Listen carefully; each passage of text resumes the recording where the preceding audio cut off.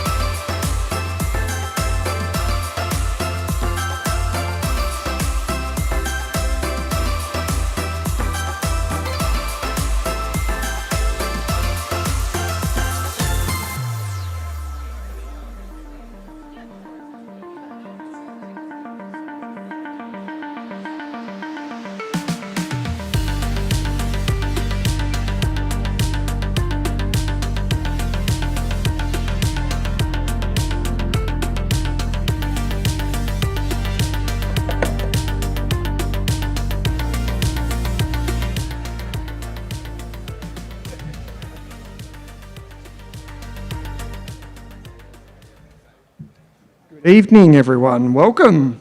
Thank you. Hello. Love the suit, Andrew. It's awesome.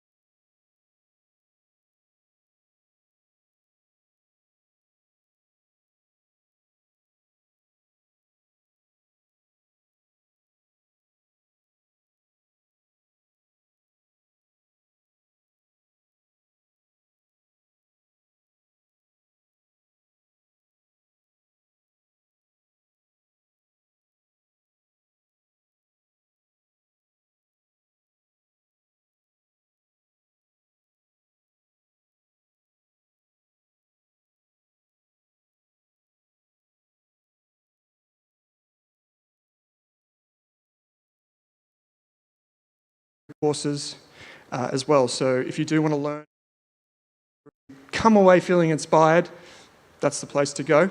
Hello to everyone.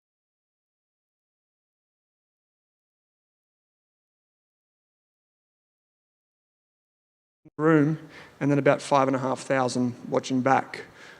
So hopefully we can get a few people watching on a Tuesday night. Just as a show of hands, who's invested before? 90% of the room. Keep your hand up if you've been investing for more than 3 years. So it's 60%, 70%. 5 years? Okay, it's about the same. 10 years? Okay, 30%. Okay, Glenn's got his hand up over there, I can see that.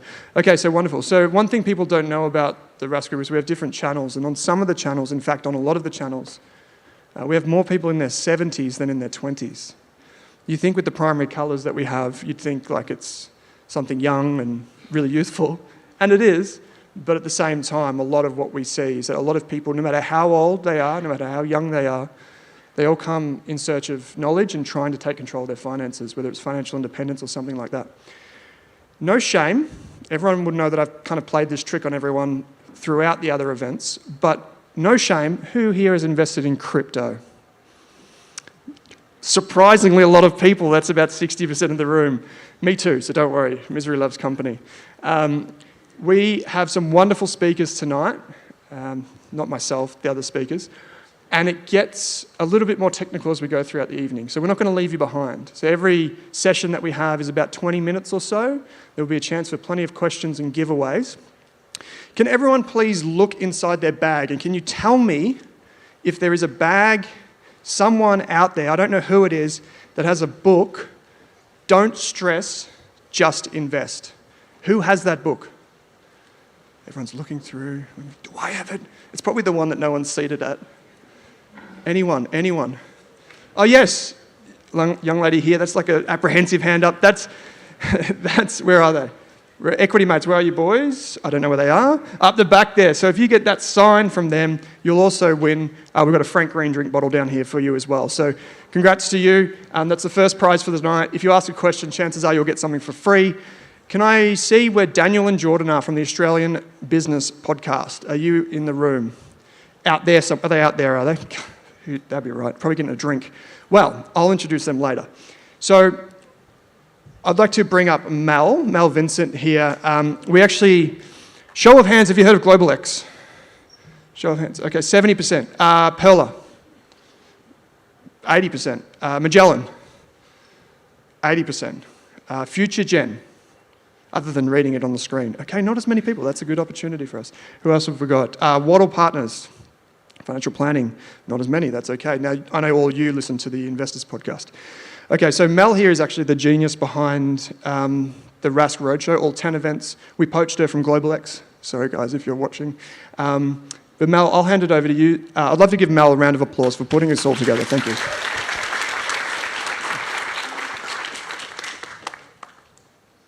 So much, Owen, and thank you everyone for being here. I just wanted to take a little moment before we get into tonight just to acknowledge the Gadigal of the Eora Nation, the traditional custodians of this land, and I would like to pay my respects to the elders, both past, present and emerging.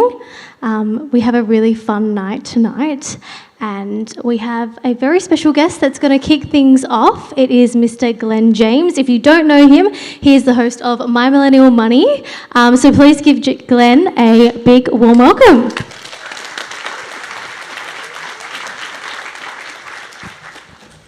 All right, thank you. Hey, how are you? You good? Good. Yeah, so that suit is good. They've given me 10 minutes, right? So I'll be done in half hour. And every time I get to speak at these events, they always just get me to do the icebreaker stuff, nothing serious or important. So we'll take that how you will. So what I need, we're going to play the hands up game. Hands up if you're an introvert. I won't look at you. Hands up if you're an extrovert. Okay. I need 5 extroverts to come up here on the stage with me. Come on. There's 2 there. Come on. Or whoever's standing, just come up. You guys come up, whatever. Hey, it's not my event. I can go longer than 10 minutes. But yes, I should put my water down. If you do listen to podcasts, we run a podcast called My Millennial Money. And if you're in the first 10 rows, hey, extroverts, shh. Nah, it's all good. See, it's the benefits and the risks of having extroverts on the stage, isn't it? What I want everyone to do is take a card, pass it on. Take a card and pass it. So while these guys are looking at their cards, these are meaningful money cards in... We need to get you a card. Far out. It's a lot of 5 people, but we're going for it. Compounding, exactly. So I think in the first 5 or 10 rows, I found these cards in my garage. I only had 300 or 200. So I thought, I'll bring them along and give them out. So they're meaningful money cards. We made them as part of the My Millennial Money podcast as stuff to sell, just move along. And what they are, they're designed to just have conversation starters happening. And we're going to run through the extroverts because if I had introverts up here, it would not make for good showbiz, right? Who's into showbiz, baby? Yeah? Put your hand up if you're into showbiz. Put your hand up if you're a baby. All right. It is a tough crowd here in Sydney. All right. Could I please see your card? Have you read it? Okay. What is your secret talent? I don't know one. Okay, we're coming back. You've got one. You're witty because you said the compounding thing before. Okay, Daniel Quinn. Who's in the My Millennial Money Facebook group? Yeah. So for the 3 people out there, it means he's a nobody because no one knows. But no, yeah, so Daniel is a huge contributor to the My Millennial Money Facebook group and podcast. We had him on the show and you're a good guy. What does success look like to you? My 12-year-old and I had an hour conversation about investing in compound interest today. That was a success for me, bringing them up in a financial manner. Oh, that's awesome. Awesome. So what we'll do as well, Daniel, if you could help me, I need a hand. Could you tie my shoelace up while I... No. I want you to hand out one of our books, Sort Your Career Out, to all our awesome volunteers, and there's some more there. And how's this segment going? Just sidebar? Is it all right? Is it a flop? Okay. Hi. What's your card? What does financial security look like to you? Not having to rely on a paycheck every time. Ooh, that's a good one. Yeah, congratulations. Now, if you've got your book, you can leave the stage. So thank you. I don't want to make anything more awkward than what it is right now. I'm going to trip on my lace, whatever. Sure you don't want to do that? No, that's fine. What's your card say? How do you feel about debt?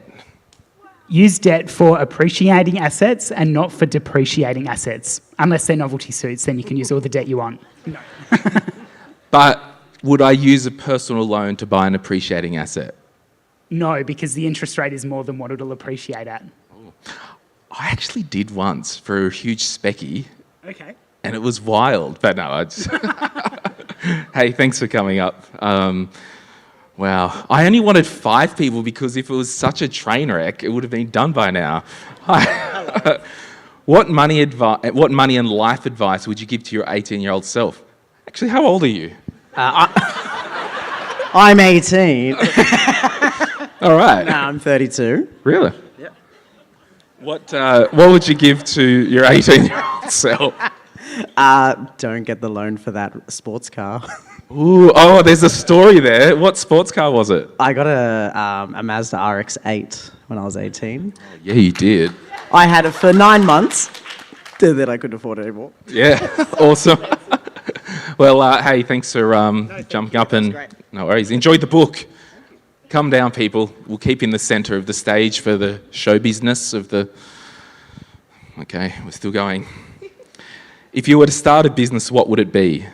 It's not a very good business idea, but it's to start a little minimalist cafe with lots of plants and not a lot of people. Yes.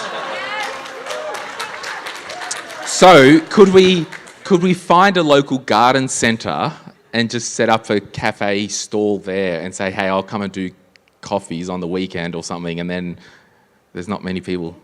I think it would be too controlling. It needs to look a very certain way. That's true, and I've seen some pretty messy nurseries. But hey, this book will really help you with that. No, it will. So the best thing you can do with your investments is to invest in yourself and your career and your business, because that will make you more money than what you'll get from a 6% or 7 or 8% a year investment from a ETF. So there you go. Come on down. Hi. Could I please see your card? Yes. What do you wish you could spend more money on? I'd like to give 2 answers. Okay, so food that doesn't have calories, because I could just eat everything. And then, especially sweets. But then also, it's a bit, serious. It's long-term buy and hold investments. Awesome. Do you work for Perla? No. Okay. Aren't they hiring? Maybe, yeah. Read the book, you'll get a job. I'll send them my number. Yeah, totally. Thank you so much. Hello. Card. What is something you're passionate about that some people would find unusual? Spoons. What about spooning? Don't answer that.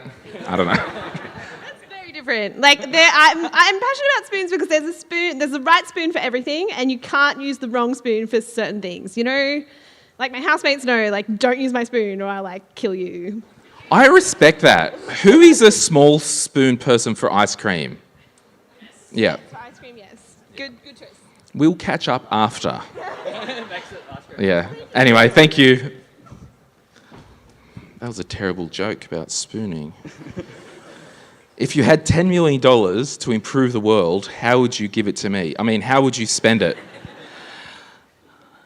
I'm a bit torn, but I feel like the right answer would be something renewable energy-wise, but I'd also look into fixing aged care facilities.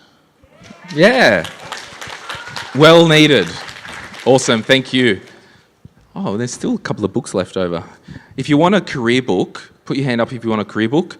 1, 2, go and grab it. And that's an example. With your career, you have to take action and go and grab that and be active and not passive when it comes to your career. Keep passive with your investing, but keep active with your career. All right. That was very active of you. Thank you. What amount do you need available in savings to feel secure? Ooh, so I got 2 answers. First one being, it shouldn't matter exactly how much it is. You should be able to feel secure with what you have today. But since we are here in a financially related workshop, something I put together a few years ago was $3 million. Okay. Very precise. Well, you're looking and feeling very secure tonight? Thank you very much. All right. That's my $3 million. Yeah, I'll get it. All right, give all these people a hand and I'll clean up.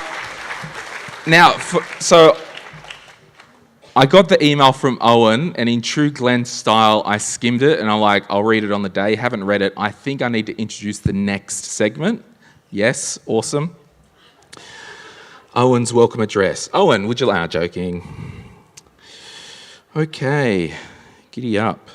We're leading into a segment called Frugality, limiting beliefs, and pursuing independence.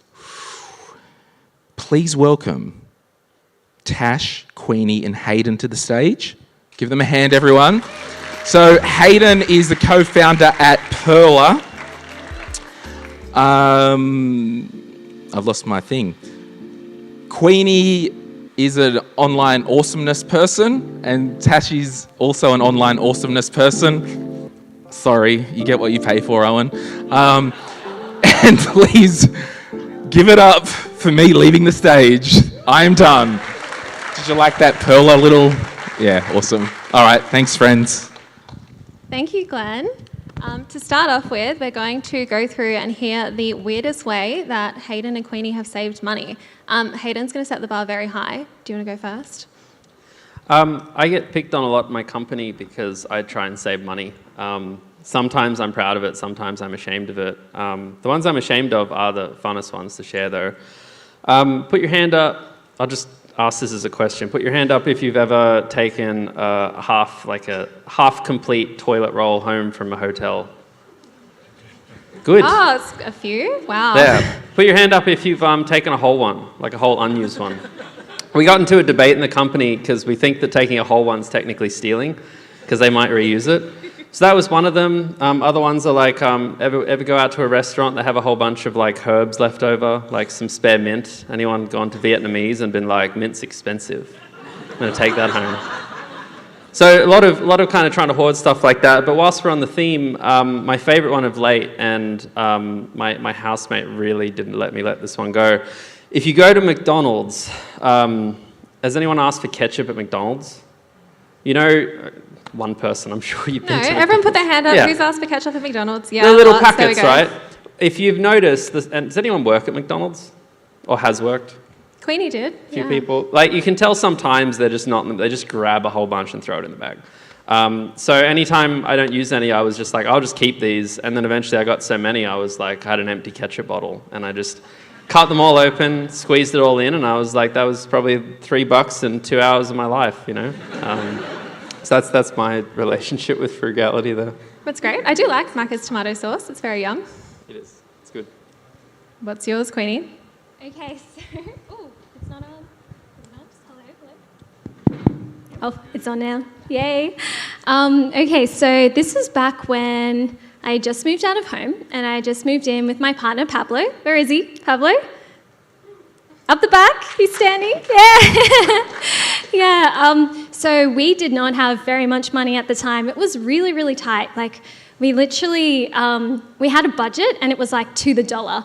And if we didn't didn't make all of our meals and like budget everything for the week, then we just wouldn't be able to eat. So it was like super tight.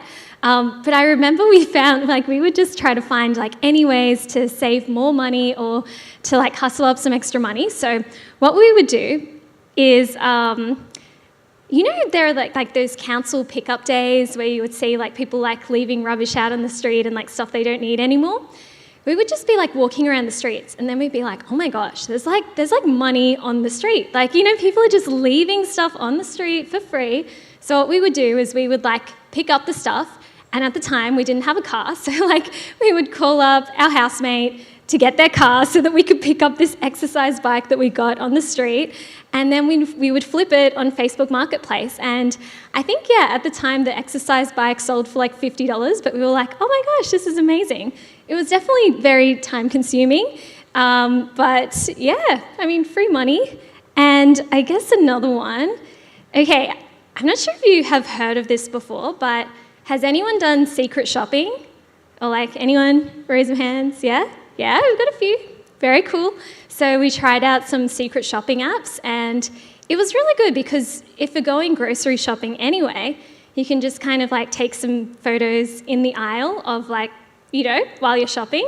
But it did feel a little bit awkward because we were like going shopping and like taking all these photos, and I felt like people looking at us like, what are they doing? Like, are they like competitors or something? Like doing something sus? But yeah, it was pretty good. So we would pick up a couple of extra bucks each day. So yeah, definitely, probably some more things. Not going to lie. What about you, Tash? Yeah, I've done the secret shopping one as well. I did it for Grilled, and you had to time how long they took to ask you how your burger was. And that was a bit hard to do a bit sneakily with your phone timer out. But yeah. The next question I had is, what's a limiting belief you've had around money and how did you overcome it? Did you want to go first, Queenie? Okay, so my limiting belief around money is that rich people are evil. I mean, show of hands, like who has seen a movie where it's like the rich person is like evil and like is out to get everyone? Like, have you ever seen a movie like that, TV show like that?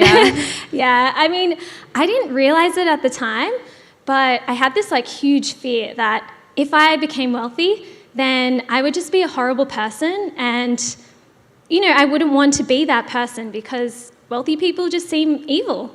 But then I had a few experiences where I actually, you know, became friends with people that were really wealthy and like in positions where I wanted to be. So I just remember there was this one time I was in the US and I have a friend over there and she's really successful. She's like, yeah, she's honestly got a really high net worth for her age, like honestly on like millions of dollars. And she is so kind, so generous. Like I stayed with her in Mexico, like she's got a little pad there and we went to a music festival together and I just remember like she actually lives in a van and she's kind of like off grid and at the music festival, her and her partner were like making food for everyone, like in their van and like just giving it out to everyone and I was like, rich people aren't evil, you know, like they really aren't and you can definitely use your money for good things and I think if I never had those experiences like, my timer, if I didn't have those experiences like meeting wealthy people that actually were really kind and really generous, then maybe I would still have those beliefs. So yeah, that was my limiting belief. Awesome. What's yours, Hayden? I was introduced as co-founder of Pearler, and I think for context that can lead to the assumption that I have a strong background in finance. But I'm an engineer by trade, I guess. You know, I studied engineering, and when I started Pearler with the team, I'd never invested before. I didn't really know a lot about money. I was just kind of interested in the software, kind of building an app. So for me, the real limiting belief actually came down to the idea that I thought to get rich, I essentially had to earn an income and that kind of got stored as cash. I understood that you could buy a house, you know, and the house might go up in value, but I always used to tell people, remember when Malcolm Turnbull was in office and he was popular for a bit? And, you know, I'd read his Wikipedia and it says he has a net worth of $200 million. And I legitimately just kept picturing what it would be like to have $200 million in like Westpac. You know, when you like log into your bank account and I was like 200,000,000. I thought that's what his life was. I thought he just had this like pile of cash. I think not that that's my aspiration in life, but when I thought about like wealthy people, I was always trying to, you know, my belief was you got there by somehow earning a high enough income that they just paid you enough cash that you got to that point. And I didn't understand the diversity of ways in which you could, whether it's like, you know, passive investing we have with Perla or Glenn, is he still around? Where's the party animal? There, yeah. Or, you know, Glenn's whole other side of the spectrum about invest in yourself, or, you know, I never would have thought someone could make that much money from business, for instance. So understanding that, you know, wealth creation is not that black and white, and it's not just going to come from a Ubank savings account over 30 years with, you know, what a median income is, was pretty important because that then helped me see that, hey, maybe I can do something cool with my money eventually. When did you first start investing? I remember being surprised at how kind of recent it was. Yeah, I'm 30 now for context. We started Pearler 5 years ago. I think I didn't start investing until after we started Pearler, but we hadn't built Pearler yet. So I think I first invested on Self-Wealth. And I bought, I think, just VAS on Self-Wealth for like $2,000. And then there was like a market correction, and I was sad for a while. And what did you do when you felt sad about it? Sorry? What did you do when you felt sad about it? Just kind of looked at it every day, was like, oh, it's still red. And then when it got green again, you know, I put my money in. But I mean, I'm really glad I got in, and that's usually what I tell people too, because everyone just needs to go through that anxious first year when they see that the world doesn't crumble, and that helps build confidence. So that was important for me, but it wasn't that long ago, only 5 years ago. Yeah, amazing. Building an investment platform first and then learning how to invest afterwards. It's the other way around. Yeah, we couldn't use Pearler yet, so I'd use something else. Yeah, fair enough. Awesome. We have time for a few questions. Does anyone have a question? Pop your hand up if you do. Hi, Hi. I suppose the question is, if you didn't have, your experience was in engineering, so what was it that you brought to Perla that was different? If I didn't have that experience, I don't think I would have been that useful at the time. Most of the value I brought was probably just being able to code, honestly, like as a programmer. But I guess early on in product development, it's always good to bring that perspective of, I have no idea what I'm doing. Now that has come from our employees too. It's not just me. Like, the coolest thing about a lot of our employees in the company is pretty much none of them come from finance. We have people who've come from like retail. Our head of customer service was part of the Qantas layoffs, like the kind of stand downs during COVID. So them, like myself, just constantly in product able to, be like, market depth. We have the data. Do we need to display that? It's like, no, because that never had any relevance to me, so it probably doesn't have relevance to a normal person. It's all good. Any other questions? Saving money? No? Awesome. Well, thank you, Queenie and Hayden. Before we clap, next up we have Kate Campbell, who is the co-host of the Australian Finance Podcast, and she just wrote a book as well called Buying Happiness, which is very exciting. And also Jess Brady, who was just named one of the most influential financial advisors and has founded the Greenhouse Financial Literacy Program. So please welcome them, and big clap for Queenie and Hayden.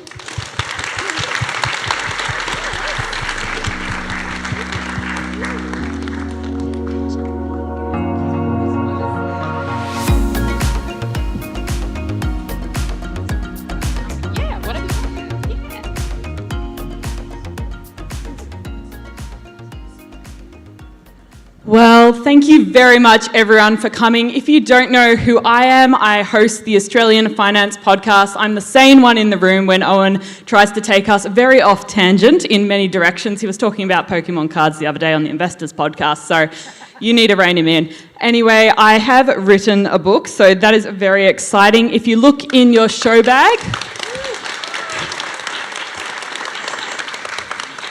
If you look in your show bag, you kindly have a special Roadshow edition too. So I heard a few people at our last event say they were going to try selling them on eBay and getting a premium because there's only so many in print. So enjoy how you go with that. And I have the wonderful Jess Brady, a financial advisor with decades of experience. She's been on the Australian Finance Podcast before, talking all about super, and she runs a wonderful program that she may mention throughout the talk tonight as well. So we've got a few questions, and I'll open it up to a few questions from you as well. But Jess, to kick us off with a hard question, what is the most impactful money advice you've ever been given or received?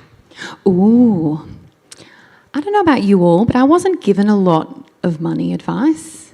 Is anyone here not given money advice? Yeah. I'm going to try to help. How about I give some money advice? Oh, absolutely. You asked for one thing, but I haven't boiled it down to one. I'm going to give two, if that's all right. Kate's like, oh no. The first and I think most important thing is understanding your self-limiting beliefs around money. I call it your money memoir. It's designed often to keep you safe from what you did or didn't learn as a child. It can be risk adverse. Maybe you saw your parents do something and then you thought, well, I don't want to do that. And it stays with us for life, and it wreaks havoc on our financial goals. So really understanding, where did your relationship from money come from? Is it impacting you in a positive or negative way right now? And what are you going to need to do to override it? Because you're going to need to override it. Often people stay small and they stay scared because they're too worried really around how do I push through this. And I think that's my first answer. My second answer is more practical. You need a values-based goal cash flow plan. So you should be spending money in line with what is important to you from a value set. And then you need to make sure that the money that you earn is actually working towards your goals. Not only the holiday that you want to go on, because people tend to be really good at saving for holidays. Hands up if you magically become a great saver when you've got a trip coming up. Yes, that means that you're a great saver. You just need to apply it to other goals as well. So we want to make sure that the goals that you have are short, medium and long term, and that you've got a cash flow plan that gives them the energy and resources that they need. Otherwise, it's not a goal, it's just a dream. I love it. Now, Jess, there's a lot of reasons that people find it really hard to take that first step when it comes to sorting out their finances, starting investing. I've heard things, even in the office the other day, that's just something my brother and his friends do. It's not something that I do. How do we start to overcome some of these challenges and maybe these scripts that we've told ourselves, like, I don't know enough to invest, I need to study finance, I need to have a lot of money? I'll never be good with money. I could never invest. I hate shares. It's too volatile. Again, that's back to your money memoir. There's all these belief systems that we've told ourselves, and often they're not true. Often it's just we actually need to take the steps and add in time. We're all busy. But what's at the other side is financial freedom. So making sure that you're actually saying to yourself, okay, well, maybe I don't know enough about investing yet. Maybe I haven't put steps in place to be able to save enough yet, and I'm prepared to do what it takes and make time to be able to do it. Because, Kate, everyone waits for the perfect time, the perfect job. I'll just do the thing when I get a pay rise, or just after Christmas because Christmas is expensive, or my partner's birthday, or whatever it is. We're constantly giving ourselves permission to wait. You go and ask any older person about money and what's a regret, and very, very commonly you will hear that they wish they started sooner. So start now, start wherever you are, know that it's a journey, know that it takes a long time, and you can do it scared. You don't have to have all of the answers. They will come to you as you invest more time in learning, reading amazing books, whatever it is. But stop thinking that everything needs to be perfect before you start, because you'll never start. There's often a huge gap between learning and taking action, and sometimes that can feel really, really difficult to overcome. We hear that a lot from listeners of the Finance Podcast, that it just feels like a huge gap, and they can get stuck in that analysis paralysis zone of trying to pick their first investment, trying to pick their brokerage account for years. What are some practical steps that if someone in here hasn't started investing or is new to finance can take away from today's event to just start taking small actions today? Knowing and doing are very different. Otherwise, I would have a six-pack. And I don't have a six-pack. I know how to get fit. That doesn't mean that I'm going to get fit. It's completely the same in your money world. Like knowing, I probably should be saving money. I probably shouldn't be using buy now, pay laters or credit cards. But then doing something about it, that's the hardest step. And this overwhelm is real. So one of the easiest things that you can do is schedule in a money date. A regular standing, non-negotiable money date. Because there's a lot to tackle, especially if this is something that has scared the shit out of you before. Oh, sorry, sometimes I swear. Scared the hell out of you before. Making time to be with yourself, your partner, whoever it is that needs to make money decisions in your life is vital. We've got far too much to lose. So if you try to call me at Monday, 5 p.m, I'm not answering. Sorry, I'll call you back. That is my non-negotiable time to make sure that I work on my life goals. And so booking in that money date, figuring out even just some of the concepts that you want to learn about or where you might want to start. Because again, we can be like, oh my God, I don't know where to start. It all feels too hard. No thanks. I'd rather just go and watch TV. So even as a very first step, when you block that time out in your diary and tell people, if you're doing it in business hours and it's your lunch break, make sure they know, like, this is not book overable. This is not, this is compulsory, and I'm going to turn up because I'm committing to myself to taking charge. Then just do a bit of a hit list of all of the things that you know are on your to-do list. Like people tell me, oh, I know I need to do my budget, or I think I have 14 super funds, whatever it is. Look into super funds, figure out where my money's going, learn what salary sacrificing is, whatever it is, and then break it into the most tiny, actionable steps. Our brains love to be rewarded. And when we make the tasks so big and so hard, our brains give up. Whereas if we can turn them into these tiny little micro steps, I turn them into the smallest steps because I'm also the person that writes things on my to-do list even though I've already done them, just so that I can tick them off.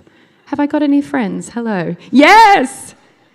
Because how good does it feel when you're like, oh, I've done that and I've done that and this is great. So it's exactly the same. So break it into the tiniest little steps, and that is going to give your brain a little boost and be like, I'm on this, I'm doing this. And actually, there's research, Kate, that says from a neuroscience perspective, it will push you into further action. So take the time out, write a hit list, make them into micro tasks and get cracking. Stop giving yourself excuses. If you need an accountability buddy, get one. But do what you need to do to push your goals along, because no one is coming to do them for you. Sorry. I love that. I remember someone once told me, make the goals so small that you would laugh at seeing them written down. Like for me, when I started running, it was literally just put my shoes on and step outside the front door. It wasn't run this far, do that. It was just get out the front door. And sometimes we have to make it that small with our finances because it can feel really scary. Totally. And how good does it feel when you're like, yes. I mean, my favourite time on the Monday at 5 o'clock is when I'm like, green, green, green, green, or red. And I'm like, oh, that feels shit. Why didn't I get that thing done? And so for me now, it's about how do I make them teeny, teeny, tiny? Because I know how much that motivates me to move myself into action. So figure out what's going to work for you. Figure out what's going to work for your partner. Make sure you collaborate if you share financial stuff. The smaller, the better. Now, just speaking of partners, one of the questions that's come up across our roadshow, so this is our 10th event and final event, so thank you very much for coming. One of the questions that's come up time and time again is, how do I start having money conversations with my partner? What are your suggestions here? Let's do a quick poll. Money and couples equals, what do we think? Drama? Family? Anyone else? More money. Conflict. Cheaper groceries. Conflict. Yeah, the singles tax is real. So the number one reason cited for relationship breakdowns is money and financial stuff. And it's so common that we try to have really big financial conversations with our partner in a tension point. You did this, or you spent that, or I went to buy groceries and I saw how much money has been taken out. So because we have conflictful conversations about money that don't end nicely with the people that we love, we think, okay, conversations about money with this person who I love are no good because it ends badly. So what we want to do is, again, we want to make a time and a space and a regular cadence where we have productive conversations about money. We don't do it in the heat of the moment where we're really angry that they just bought new golf clubs. Anyone had that happen to them? Okay, maybe just me. So that is not the time nor place to be sitting down going, cool, let's talk about our goals. Let's talk about what we're committing to this month. Let's talk about what we did do well last month and where did we fall short and how are we going to overcome that? Are we going to push our goal out further or are we going to hustle this month to get back on track? Doing that in a conflictful moment is not going to end well. So if you love your partner, if you care about each other, and if you actually want to do great shit in your life, book in loving, caring money dates. Understand that you are going to have a different value set to your partner. Don't try to force them to have your values. It doesn't work. And try to be curious. And as soon as you start to see that it's becoming really conflictful, stop the meeting. Stop the meeting and start at another time. We want to have healthy, productive conversations about money with ourselves, with our partners, with our children, with our friends, because so much great stuff sits on the other side of it. But you've got to learn how to have it like a business meeting, and that can take a little bit of time, but keep going with it. You'll get better. People message me and tell me that they've been doing it and it took, sometimes months, sometimes years, but you will get there and there's huge benefit from doing so. Don't do it when someone buys golf clubs though. Not the right time. And if people wanted to start taking that first step, are there any go-to resources that you always recommend to members and people you're dealing with? I think the great thing now, so I started in financial services 17 years ago, and the financial services industry very broadly was set up for a very particular type of person, which typically is a wealthy white man. I have nothing wrong with wealthy white men, but I was like, well, hang on, what about all of the rest of us? What are we meant to do? To go to investment platforms, they wanted $250,000 as their minimum investment amount. The world has moved so fast, so far, and that gives a tremendous amount of opportunity for you to learn in the way that is right for you. There are so many great books There are so many amazing podcasts. There are money programs by financial advisors. Find whatever medium is going to work for you, where you're actually going to commit to doing the work and staying on track. Be curious. If you haven't listened to podcasts before, go and listen to some. If you're not aware, I was just eyeing off, I have a fake book club. I was just eyeing off, there are some great books down there that I've fangirled over. There are amazing resources everywhere at your fingertips. The decision is yours. What do you need for your life right now? Who speaks to you? What's really lovely is there's so many cool finance people here. We all have a different take. So find someone that really fits and resonates with you and invest the time to learn. It is worth it. I love it. Now, if anyone wants to win a copy of Mind Over Money, a wonderful book on financial psychology and behaviour by Evan Lucas, you can ask Jess a question now. Mel's going to run around with the microphone. She's particularly fiery about superannuation and helping people get that sorted. So that question's open for discussion. Any super haters? Oh, we've got one at the front.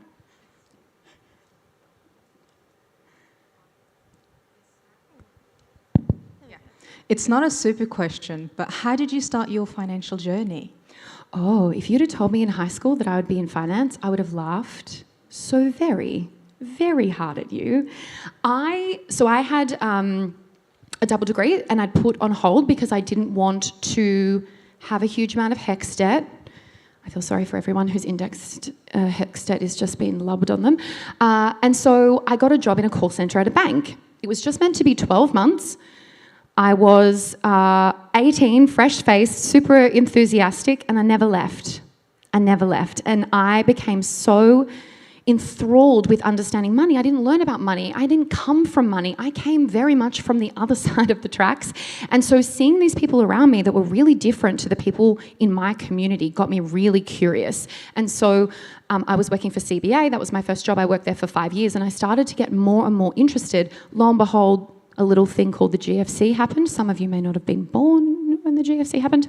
And I was young and terrified. I was an investor. And it was a really interesting lesson for me to have very early on. And my passion for money grew and continued from there. I love it. Sometimes it's as simple as just reframing. Instead of saying, I'm not an investor, that's something someone else does, it's just saying, hey, I might not be an investor yet, but I can learn. And it's just a simple reframe because what we say to us really matters. Do we have any other questions for the wonderful Jess? Can I just add one point to that? I also thought money was for boring people. And money is not boring at all. And it's far more emotive and relationship-based than I had realised. Sorry, sir. How do we get the super conversation to be part of the career advisement in our schools so school leavers and young workers can start focusing on their super from the age where it really matters, which is when they're 18, 19, starting? The compounding effect, right? Imagine if they were learning about... who has lately used Pythagoras' theorem?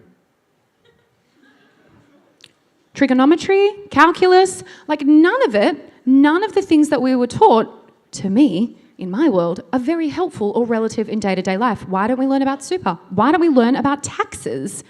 Because no matter what profession you go in, if you work somewhere, it's highly likely that you're going to pay tax.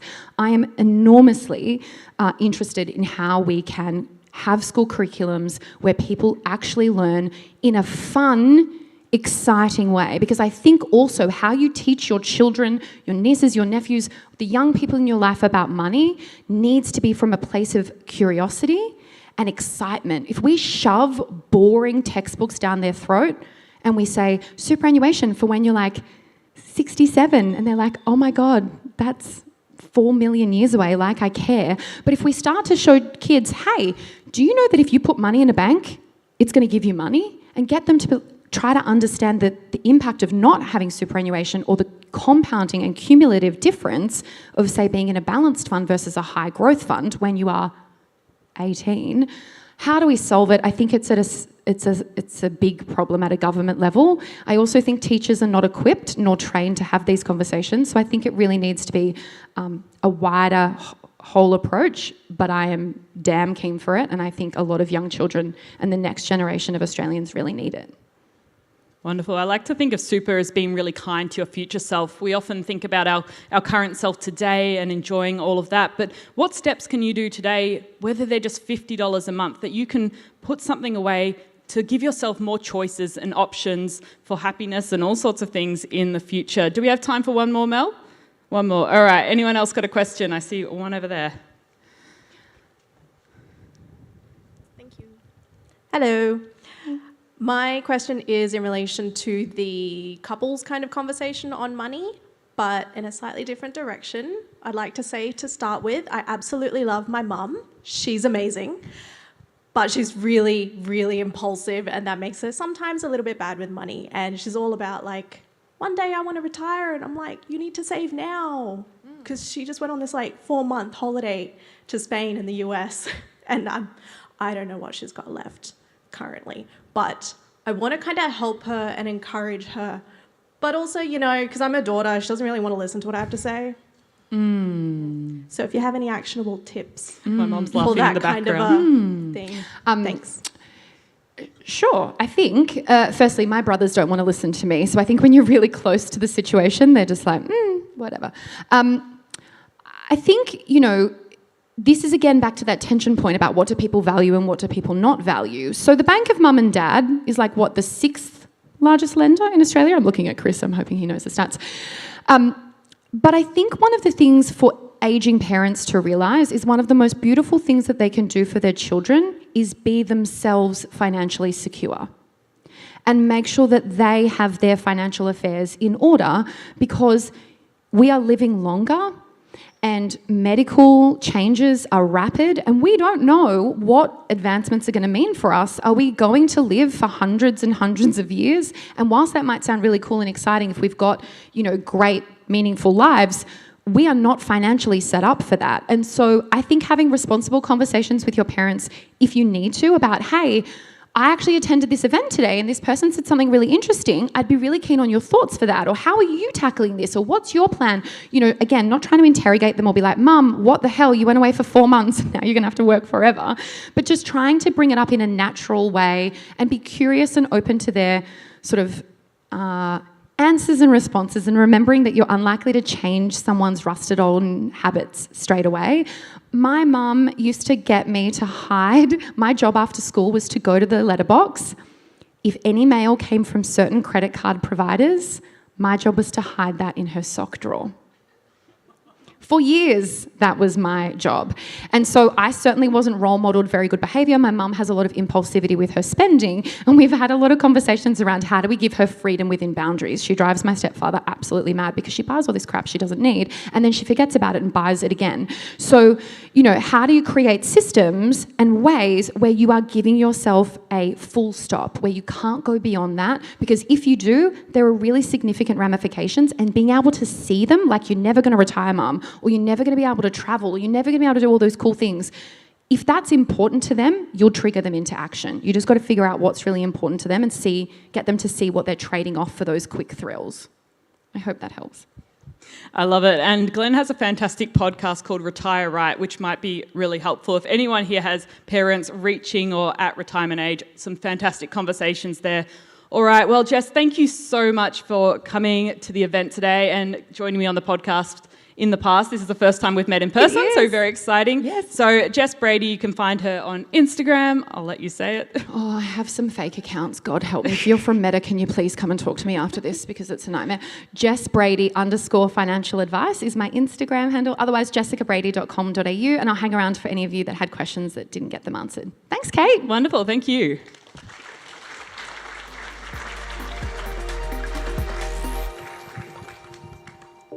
Thank you, Jess, and thank you, Kate. While we're in the business of throwing our family under the bus when they don't have a microphone, I'll throw my brother under the bus too, Jess, and I'll say that I've been doing this finance thing for years. Some of the folks maybe will be familiar with this story, but it happened on our Roadshow not too long ago. And we're at the Gold Coast, 22nd floor of this beautiful rooftop that Mel put together up there. My brother's a bricklayer. I've been telling him about investing for so long. He's not interested. Earns really good money. Far better than I did when I was doing his book, so I was a bit jealous. Anyway, it finally got him to the event. I was up on the stage. Daniel and Jordan were just about to come on and start talking about tradies. I thought it'd be really helpful for him, and he just walks out. And I was thinking, okay, he obviously didn't like it. Calls me up the next day and he said, mate, that was bloody amazing. And so after probably 10 years of me trying to convince him, It was actually someone else in the crowd. He walked up to someone during the break, which we're about to have in about 20 minutes, and he was talking to a tyre fitter. So if you're watching, I don't know who you are, but if you're out there, thank you for this. And this bloke was showing him his portfolio and had 150 grand in it. And my brother thought, bless him, he said, hold on a second, tyre fitter? I'm higher on the food chain than you. I should have more money than you, but I don't. And what he realised in that very moment was that it's not about how much you earn, it's not about what job you have, it's about how much you keep and what you do with it. And it took someone else in the room to make that moment for him. And so that's why we do this, and that's why we encourage plus ones. We were worried about going over capacity tonight, so we didn't do you can bring your friend for free, but thank you if you did bring someone along. Now, we have a couple of games, don't we, Mel? We do. We have a couple of warm-up questions, and then we are going to do a little quick fire quiz for two very lucky and brave individuals. But for the warm-up, I just have one really simple question. If someone can tell me what their most recent or a recent investment was and why. Doesn't have to be financial, anything. You get a book. I bought Vaz because it was on sale today. Well done. Congratulations. Love that. And yes. One more. I bought my first investment property last week. Oh, congratulations. Wow, that's a big one. There you go. That's so exciting. Okay. All right. Well done. And anyone that does ask a question will get a book. But what I might add is please, come up to us in the break. Now Daniel and Jordan are here. I think there's Daniel over there on the side. He'll have 5 business books that are here. And Queenie, who tuned in from Adelaide, I know who you are, you did ask what books we would recommend. If you're in business, this book, Traction, is probably the best book I've read on small business. No offence to anyone that's written a book in the room, and I've read it, but that's probably the one that I would go for first. There are some other great books down here which are up for grabs, but we need 2 investors up on the stage. 2 investors for a little grand prize. Are we going to tell them? Oh, I think I've just done it. Are we going to tell them what the grand prize is? Yeah, let's put the pressure on. Yep, so it's going to be one of the new Apple Watches. So a little bit of a higher ticket item than the books. So if we can get 2 people that we haven't had up already, raise your hand. They're not that hard, the questions. They're not that hard. They're just you just need to know a little bit. I think the gentleman in the red. Yes, there's one. Second in, I can see a hand up the back there. Yes, you that just leaned across. Do you want to come up here? Yes, yellow. Okay, so up for grabs, Apple Watch. It's a genuine one. Yeah, not counterfeit. Okay, maybe you on that, might get you, young fella, over there with Mel. And you, young lady, you can join me on this side. So I think I can use my clicker. Is that okay? Just one second. So what's going to happen on the screen once that ugly mug's off there? What's going to happen on the screen in just a moment is there are going to be some questions. And the first person that yells out the answer gets a point. There's 3 questions. Okay? Here we go. Sounds pretty good. Everyone know what's going on? Apple Watch up for grabs. No pressure. Okay, I think if I click this button, yep. Okay, here we go. My ticker symbol reminds you of... AC/DC. Yes, that was quick. One of our sponsors, Global I should probably X. read out the question before it comes up. Congratulations. What's your name, by the way? Rebecca. Rebecca, well done. So it's Rebecca 1. What was your name? Igor. Igor. And you asked a question in advance, didn't you? Yes. Yes, fantastic. We'll get to that later. So we've got 1-0. Next question coming right up. It is, name the biggest ETF. Igor's. That's 1 apiece. It is the VAS ETF. Everyone's mentioned it tonight. Okay, here we go. So this is going to be a real down-to-the-wire question. Okay, you ready? We all ready? Okay, 3, 2, 1, go. How much did it cost to build the Sydney Harbour Bridge? Closest gets it. $450,000. $1,000. Well, I think you're close. Oh, no, Are we it's your adjusting it for inflation? It was 10. I think it was 10 million pounds. So you are the closest. So that's a very, very well done to you, Igor. But don't worry, Rebecca, you also get a prize as well. Here is a Frank Green bottle. So commiserations, but well done to you. Okay. Congratulations. Congratulations, mate. Well done. So, 10 million. I think it was maybe, I was reading Explore Oz or something, so not a very reliable site. Sorry, Rebecca. And I have no idea. Could have been written by ChatGPT, who knows. So I think I would like to thank Mel, for coming up on stage and doing that with me. So everyone know what I've got in my hands here? Yes. ETFs, said someone down the front. They know the thing. Molly will know this from Ladies Finance Club, wherever you are. So this here is a box of favourites. And this is probably the best analogy for an ETF. Inside of an ETF, now I always pick on Boost at these events. People really don't like that. So does anyone here not like Turkish Delight? A lot of people. Okay, I just don't like Boost. There's a Turkish Delight set now. Okay, so inside of this box, you'll have many different chocolates. And one might be, for example, CBA. Another one might be Westpac, Telstra. Or if it's a US-style chocolate box, it might have, say, Apple or Google in it. Now, the benefit of using this is that you get the whole box regardless of what you want. You basically just buy the whole box. And it makes it easy because you don't have to pick which shares you want to own, and so on and so forth. So over the last 20 years or so, 10 to 15 years, we've seen about $150 billion flow into ETFs in Australia, which is tiny compared to overseas. But it's basically erased everything that's gone into managed funds, which is the other side of the fence for active funds, I'm saying here. So all of this money is flowing to passive, and predominantly for us here in the room, it's via ETFs. My next guest, who's going to join me on stage, is Jess Lung. She's a portfolio manager at GlobalX. And I would like to welcome her to the stage now, if I may.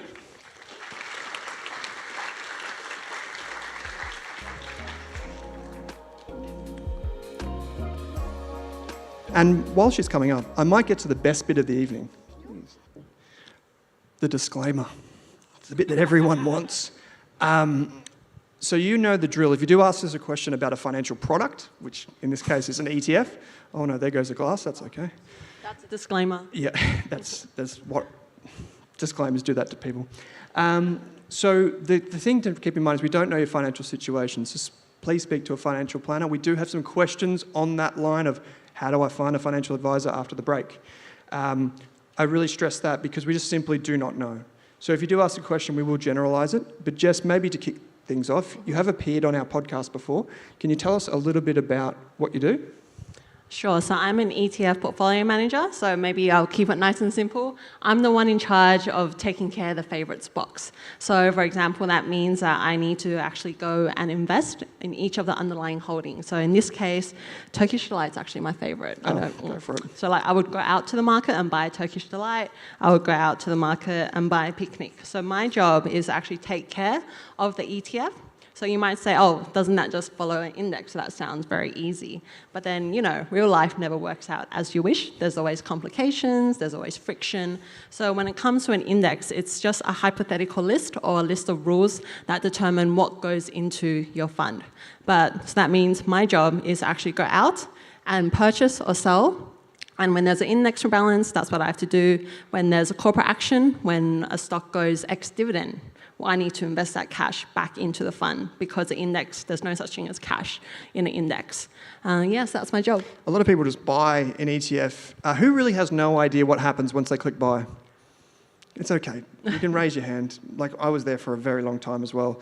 And it's our real money, but we still don't know for sure what happens when we buy that ETF. Like, for example, ACDC, which was mentioned up there. Now, I did have a question for you. It's maybe a little bit redundant because there's so many people who understand what GlobalX is, but maybe you can just give us a bit of the story there. Sure. So GlobalX is actually a global fund manager. So we are based in New York. Our headquarters is in New York, and we have offices from Hong Kong to Japan to Latin America. And we have over 150 strategies worldwide, managing close to over 80 or just under $80 billion in terms of assets under management. In Australia, we have a broad range of funds. So like your ACDC, we've also recently launched the NASDAQ 100, the GlobalX US 100 ETF, ticker N100, and we have over 35 strategies. So one of the things that we should acknowledge is GlobalX is obviously a sponsor of the events, so just keep that in mind. But I'm curious, we talk a lot about core and satellite, and for folks that aren't aware, core and satellite is just our version, our version of what a financial planner would call SAA and TAA. Go and ask a financial advisor to explain that if you want. But basically what it means is in the middle we have a core portfolio that's typically low cost and diversified. It's the kind of stuff that you can go to sleep and you won't worry about it being there the next morning. Around the outside you tend to have more risky things. It doesn't have to be completely risky or speculative, but it just tends to be a bit more risky or a bit more higher fee and those types of things. Jess, can you give us an example of an ETF that might go in that core building block? So typically, like you mentioned, more diversified, more lower cost, so more like your beta or your market exposure. So sometimes we often hear, and I'm sure everyone has heard it, it's time in the market, not timing the market. But another way to look at it as well is in terms of exposure. So we will say, often you just want to get started investing because you just want to have exposure to the market.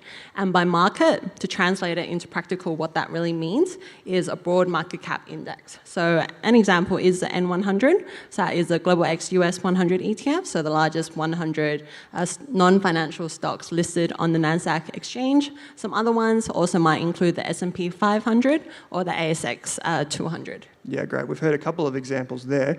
How about then in terms of the satellite? Sometimes people might think of these things as thematic ETFs or sector-based ETFs.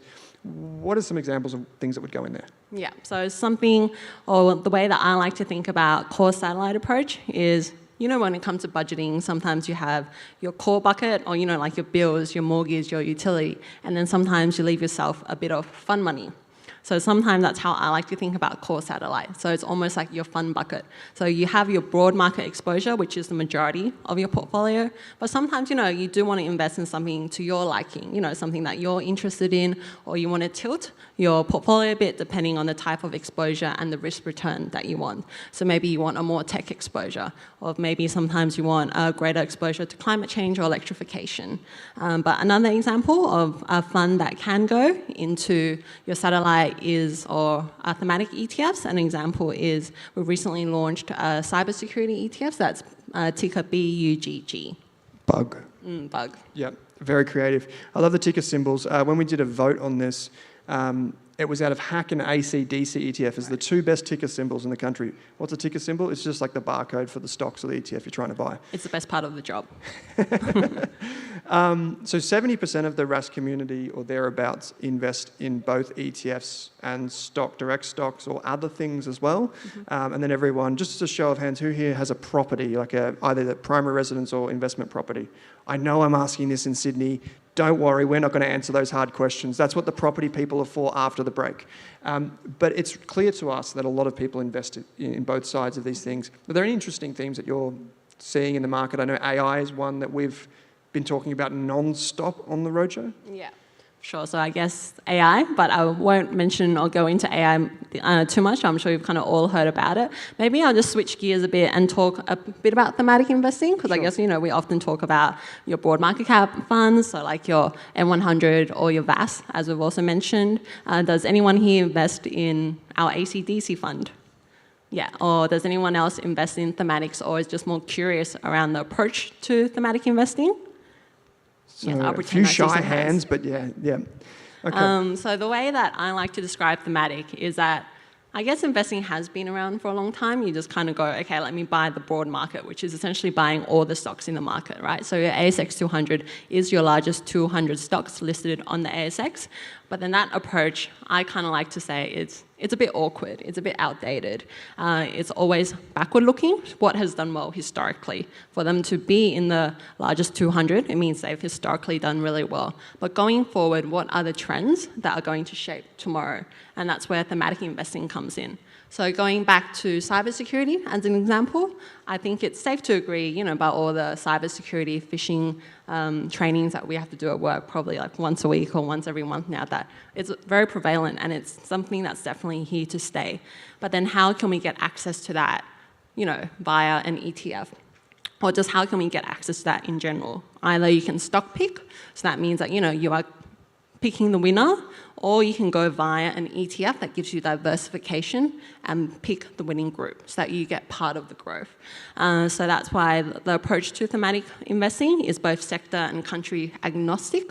Going back to the cybersecurity example once again, all the stocks in terms of sector classifications, they're known as information technology stocks. So when we think of tech, what names do we think of? We think of your FANG, your Facebook, your Google, the largest ones. But then how can you drill down deeper and go, okay, so what are the actual cybersecurity names, or how can I get access to that? And that's when a thematic ETF comes in. Yeah, great. I know this is a hugely important thing for a lot of people. Hands up if your information was stolen at any time by Medibank, Optus, like any of those things. Yeah, I think it's happened to me 3 times. It's a very real threat that we face in today's society. And Morgan Housel, who wrote a fantastic book, which is up for grabs for the first person that asks the question, says that privacy is an illusion, but it's still so important to protect our presence online. So Mel, if you've got a microphone down there, I will give you one. And feel free to please just throw your hand up, and we do have plenty of books to give out, and I will go for this one just here, which is The Psychology of Money by Morgan Housel. Who knows about this book? Well, so like 50% of the audience, great. Okay. Igor, yes. Hello. Hi, I just wanted to find out, when you decide on a new ETF like BUG, how do you decide which companies go in it if it's not following a certain index? Yeah. So that's when, or myself as a portfolio manager, part of my job is product development. So that means working with your index providers, so like your Selective, your MSCI, your FTSE, to come up with the index methodology. So going back to what an ETF is, it's just a basket of securities that follows a list of rules, and that list of rules is index methodology. So we work with the index providers to kind of go, okay, so we want this kind of exposure. These are the companies we want to end up with. So how do we get there? And we work backwards. So with our cybersecurity ETF, so one important thing is that we have a revenue threshold. So all companies within the index have to meet a certain criteria of their revenue relating to the thematic, which is cybersecurity, for it to be included. And then there are also market caps, so it's a large liquid company that you can invest in, and so forth. It must be like how my dietitian always says to eat dark chocolate, but only the 85%. It's got to meet a certain threshold. Criteria, yeah, for sure. Okay, so we've probably got time for one more question. Mel, there are many hands around you, if you can take one. Yep. Hi, Jessica. It's a very open question. Oh. So I've invested in ETFs in the past, and I like to just invest and kind of leave it there. Hopefully one day in the future I'll see all green. So the idea is, putting my money into ETFs, and after investing several years, there's still like winners and there's still like losers, and it's almost like 60-40. So how would you advise someone who don't really invest, don't have a lot of time? How do they pick the ETFs to actually invest in? Yeah, so this one goes back, once again, not personal advice, since I don't know, but it always goes back to what your values are, what you want to achieve out of your investment, and also your risk profile. So for example, if you have a longer time frame, it means theoretically you have more time to recover from losses, and you can go into more riskier or more growthier type of funds and stocks. But in general, types of asset, how to actually structure your portfolio goes back to the core satellite. So where majority is your index base or your market funds, and then you can pick and choose depending on how you want to structure either your returns or your risk profile, or even the type of exposure that you want. But I would say just learn as you go. Yeah. And the most important thing is that you started, so that's the best step. Yeah, absolutely. I would actually, there are a few questions that have come in online, but I was going to ask you a question. A lot of people talk to me about, I don't know if I'm putting you on the spot here, but about an ETF bubble and what that might mean. Mm-hmm. Do you generally agree or disagree with that? Like, what kind of things go into place to protect a bubble from happening in ETFs? Right, so I think they probably mean ETF bubble in terms of so many funds are going into ETFs, so what would happen? Well, personally, I love ETFs. I'm a big fan of ETFs. That's why I've decided to not only work for ETFs, but then to also educate about them on the side. But then one very big misconception about ETF is liquidity. So often when we decide to launch a new fund, one of the biggest things that I have to do research and do backtesting and make sure that I'm confident in is its capacity. So how big can the fund actually grow? And when we're talking about ETFs like the S&P 500 or your VAS or your N100, these are some of the largest companies in the world. So there is theoretically a lot of runway, and we're not even close to getting that. So going back to ETF liquidity, that's why we have certain criteria when we design an ETF in terms of index methodology to make sure the stocks are of a certain size and to make sure they are of a certain caliber, so that we are confident that there is runway and that we won't hit capacity constraints. Wonderful. Well, Jess, this has been great. Thank you so much for taking the time out to educate us here, but also on the podcast. We really appreciate it. We've never spoken to an ETF portfolio manager in person, so this is wonderful. Real treat. Thank you. Thank you. And we also have a store outside, so you can come see us later as well. Go and visit the Global X store out the front. Thanks for having me. So the question, no, I can get this one right here.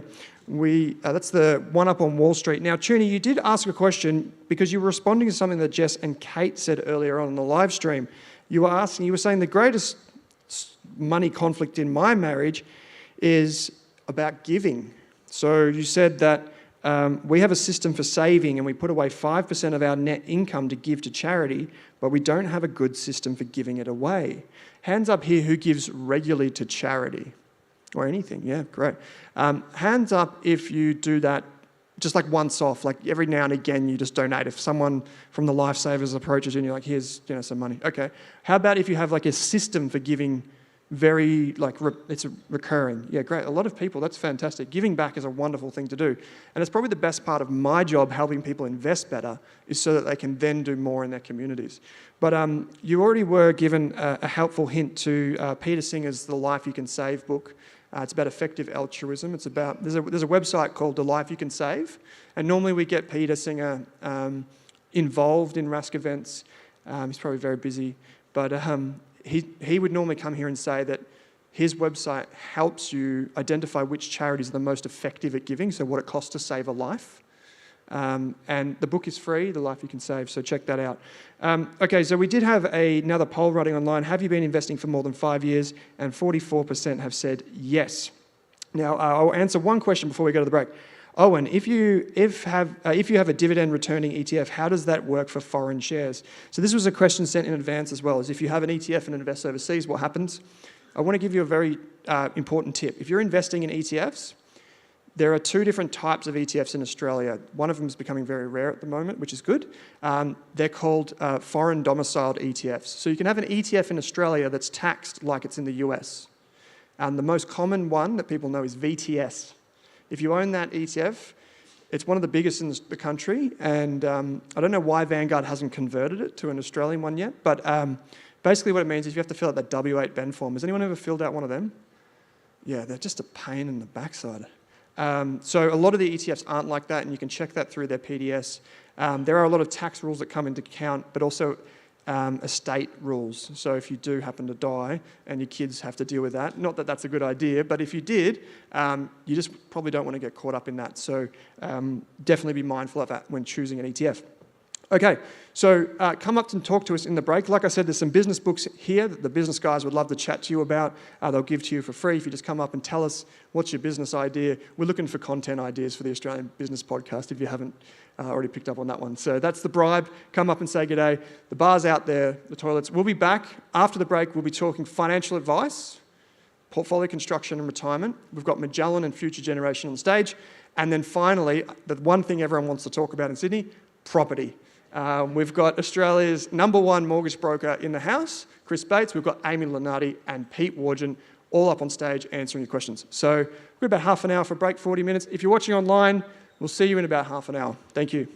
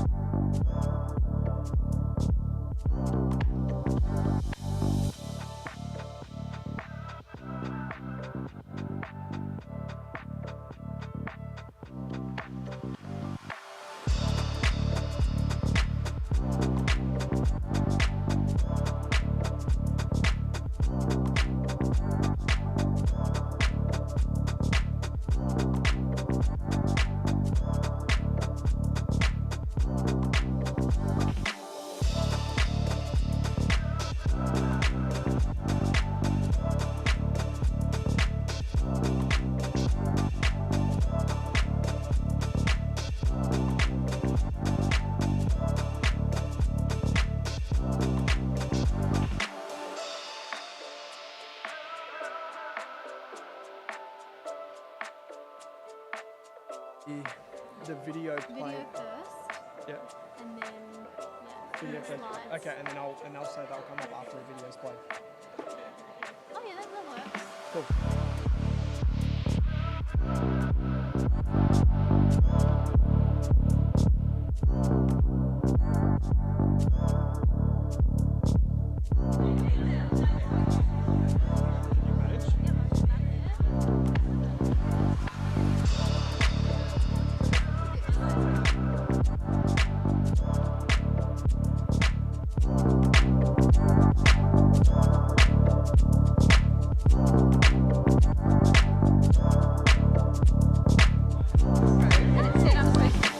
Good evening, everyone. If we can make our way back into the roundhouse, that'd be great.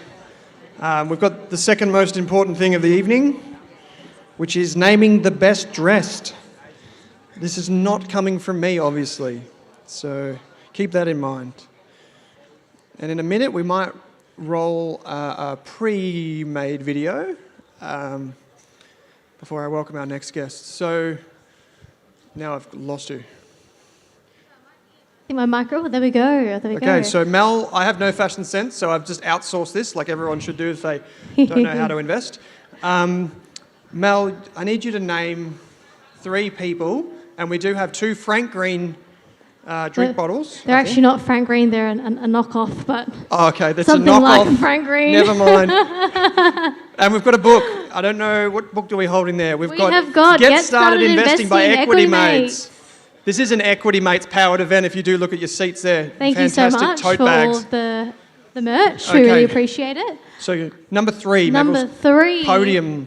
All right, we've actually got quite a few guys in the middle here. Number 3, we have this gentleman here in the blue. Yes, thank you so much. Stand up and show us up, what you got. Yes, show there your it is. There it is. Wonderful. So for anyone watching live, we do have a few flowers on a Hawaiian shirt. All right. Mel, who's second placed? Number 2. I'm trying to... There's some very colourful ladies in the crowd tonight. I'm trying to look for a lovely lady. And I have seen one, this lovely lady in the red top. Oh, Yes, and the she's fanning paisley. herself with the... Looks like some sort of financial statement there. Well done. Fantastic. A And then knockoff Frank Green. And then we've got one final one. One final. This one probably doesn't come as a surprise to anyone. He attended our Adelaide event too in an even more extra... what's the word? Suit. Yes.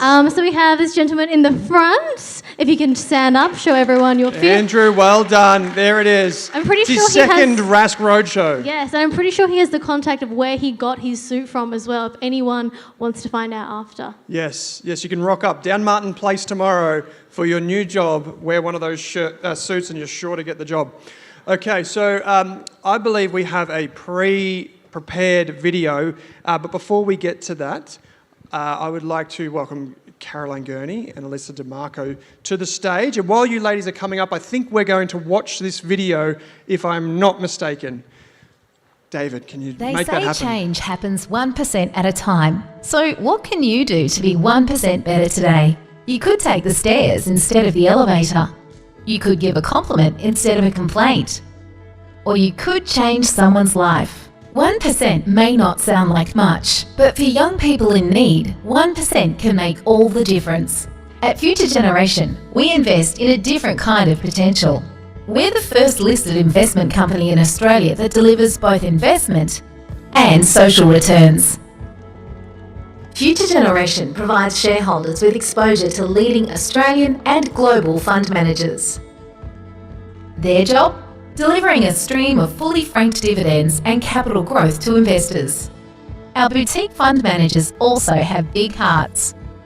By not charging management or performance fees, we can donate 1% of company assets every year towards changing lives instead.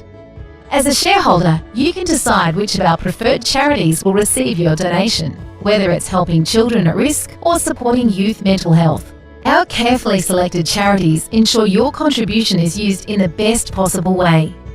For shareholders with over 1 million shares, you can direct your donation to any charity of your choice. And as our assets grow bigger and bigger each year, so does the 1% donation. This gives our charities the financial security to think and plan long term. By 2030, we aim to have donated $100 million.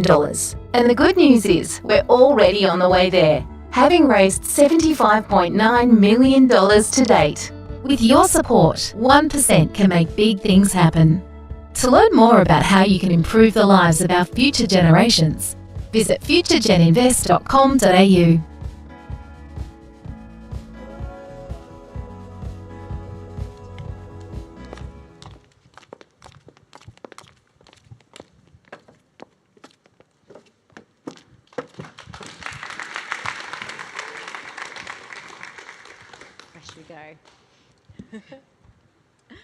Hi, I am Caroline Gurney. Can everybody hear me? Sorry.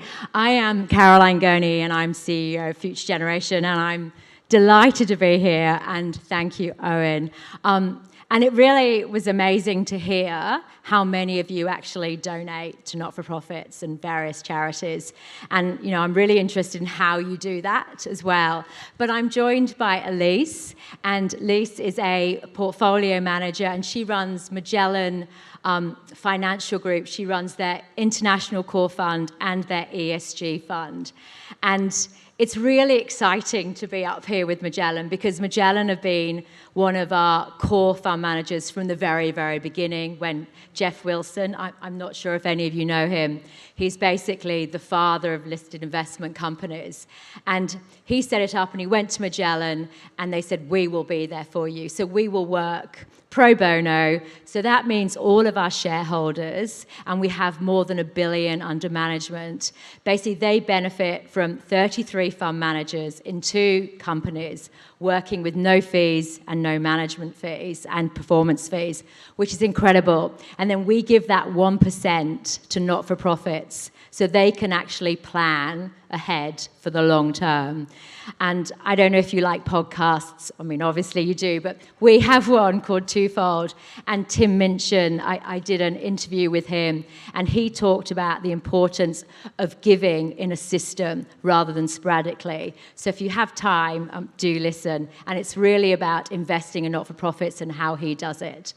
But today we're actually going to talk about, you know, markets, outlook, and we're very lucky to be joined by Elise, because one, she's an expert in ESG, and we're going to explain a little bit about what ESG is, but I'm sure you understand pretty much, you know, why people are talking about it. But first off, you know, today the RBA didn't raise rates, which is 4th consecutive month, thank goodness, for many of us. And we have a female governor, which I think is truly amazing. So what's going to happen for the rest of 23? Well, it's a loaded question and predicting the future there. But no, we're increasingly positive about markets, just from the perspective of we think there's going to be a soft landing now. We had quite the elevation in rates over the last 6 to 12 months that we've all felt here in Australia, and we saw that globally as well. But what's been really positive with that is that the consumer has really remained resilient across most developed markets, which gives us confidence in our ability to transition into this higher rate environment, but in that where the economy still remains somewhat resilient. Might be a little bit softer, but avoiding a hard landing is really positive for everyone in that room. The labour market still remains strong. Inflation is slowly coming under control. So, yeah, we're quite positive, given the potential that we did have of a harder landing that the market was thinking was possible earlier in the year. So we've just gone through reporting season where, you know, globally and in Australia, all the companies have actually reported their results. You know, you've been talking to a lot of CEOs and CFOs. So what are they saying about 2024? What are you drawing from that? And, you know, what have you found the most interesting thing about this reporting season? Yeah, we always like reporting season. So in Australia, that happens every 6 months. In the US, that's happening every quarter. And that really gives us the opportunity to get that pulse on the companies and what's happened in the past quarter, but then also getting those insights, as Caroline mentioned, about, well, what's happening into the future for these businesses. So in the last reporting season, speaking really from a global context here, given that's what we focus on at Magellan, it was really that constant message of in aggregate terms, that the consumer has been resilient in prior quarters and they're not seeing very many cracks. What were the few cracks that we are starting to see? It's really coming from the lower income consumers, because as we've all really felt and seen from our shopping baskets, inflation is much higher and prices are a lot higher. So we are seeing a little bit of stress come through in that lower income consumer. Some of the interesting things and themes that we did see was a lot of retailers in the US, and I believe Coles and Woolies made similar statements, is that they're actually seeing a rise in theft coming from their stores, and that was a drag on EPS in the latest quarterly announcements that came out. And then, of course, AI, definitely a theme for 2023. So we did have a lot of our companies continue to talk to us about, well, what are the opportunities and how are they navigating this new path where they could potentially be developing new products, reducing their cost base within their operations. So maybe you could go through some of the opportunities that you actually saw that you're going to be investing in or you are invested in. Maybe something that's good now, but also for the long term. Yeah, no, it's a great question, and very much in line with how at Magellan we think about investing. So just as a little bit of a background, at Magellan, our focus is investing in quality companies. So when we're thinking about quality, we're looking for companies that have these unique attributes that will enable them to keep generating excess returns into the future. Just because you've done it in the past doesn't mean that a company can keep generating these really strong returns into the future. So what we're looking for are companies that have strong brands. They're in favourable industry structures. There are high barriers to entry. They have pricing power. And so one of those companies is Microsoft. So make this a bit interactive. Who hasn't heard of Microsoft? I'll let you rest your hands for the moment. There you go. Did everyone use Microsoft Office today? Yep. No. All right. So the reason why we like Microsoft is really twofold. It's the two main companies operations that it has within. So it's that Microsoft Office suite that we all use, and then it's also that Azure cloud platform that it has. So the industry structure for both of those businesses is truly phenomenal. They're in either a monopoly essentially for the productivity suite or oligopoly in the case of the cloud platform. Now, barriers to entry for Microsoft really high. To develop a competing platform is really expensive to do. And not only does it need to build a new one, it then needs to acquire the billions of people that are already using that software globally. And then to get you to switch, it's got to be better than the existing, right? So really high quality product. And so that's kind of like what we like about it at the moment. But what's really exciting about Microsoft is the work that they've done in the AI space. So they've got basically a captive audience in everyone in this room and then everyone around the world essentially with their productivity suite. And what they're going to be able to do is offer everybody what's called Copilot, and that's going to be AI on your desktop. And so that'll just be added to your current subscription service, and then you'll be able to increase your productivity yet again. So there's so much opportunity, and we're really excited about Microsoft and what it has to offer investors. Excellent. So you are an expert on ESG, and a lot of people profess to be experts on ESG. I'm really interested in ESG and how it's impacting people's investment habits and how you're looking at ESG. And maybe it's worth explaining what is ESG to you, because I think there's so many terms banded around. And I think it's really important to understand when you're investing what the fund manager is that you're investing from an ESG point of view. No, that's a great question, and I like you even more calling me an expert. Thanks, Caroline. All right, so ESG is environmental, social and governance. It can be interchangeable with the term sustainability when we're talking about managing money in relation to ESG. Now, when we're thinking about ESG, in Magellan, what we're really focused on is the materiality of those ESG risks. So think here about climate, diversity, governance, deforestation, labour management. These are all classified as ESG risks. Now, we just view them as business risks, because they are. Because if these risks aren't managed, they can impact valuation and can impact cash flows. So we take a very kind of thoughtful but holistic approach, because we're really interested in that end impact to our investors. So if it's going to be a macroeconomic cycle that impacts cash flows, or it's going to be climate risk that impacts cash flows, we care about it. And that's really the focus of ESG at Magellan. So we integrate that into our investment process. We score all our companies on ESG. And the reason why it's important is because it can impact cash flows. And what we're really seeing is governments are increasingly regulating for ESG risks. It's the EU that's really leading the charge here on what the governments are requiring companies to do. Now, they're not saying you've got to do it tomorrow, but they're saying over the next 5 years, over the next 10 years, 20 years, you need to be changing how you operate. So we're actively engaging with our companies to make sure that they're investing now. Because if they don't invest now, then it's going to cost them a lot more in the future, and it can lead to negative returns or impacting returns for shareholders. So a really interesting one that's come out this year in the EU is that they're going to be regulating packaging. So at the moment, very few countries actually regulate what is inside packaging. Should it be recycled content? Can it be what they call virgin materials? Now, the EU's focused on, well, let's use recycled content, because we've got so much waste in this world, and that's what they're really prioritising. So you've got companies like L'Oreal who have been investing in packaging for a really long time, and it's not something you can just flick a switch overnight. So packaging, we all just kind of use it and throw it away, but companies spend like years, decades, developing packaging, because the purpose of it is to safely transport goods. In the case of food, it needs to maintain its freshness. So you can't just change it overnight to meet this new regulation. You need to be testing the stability of the food or the product that's in this packaging.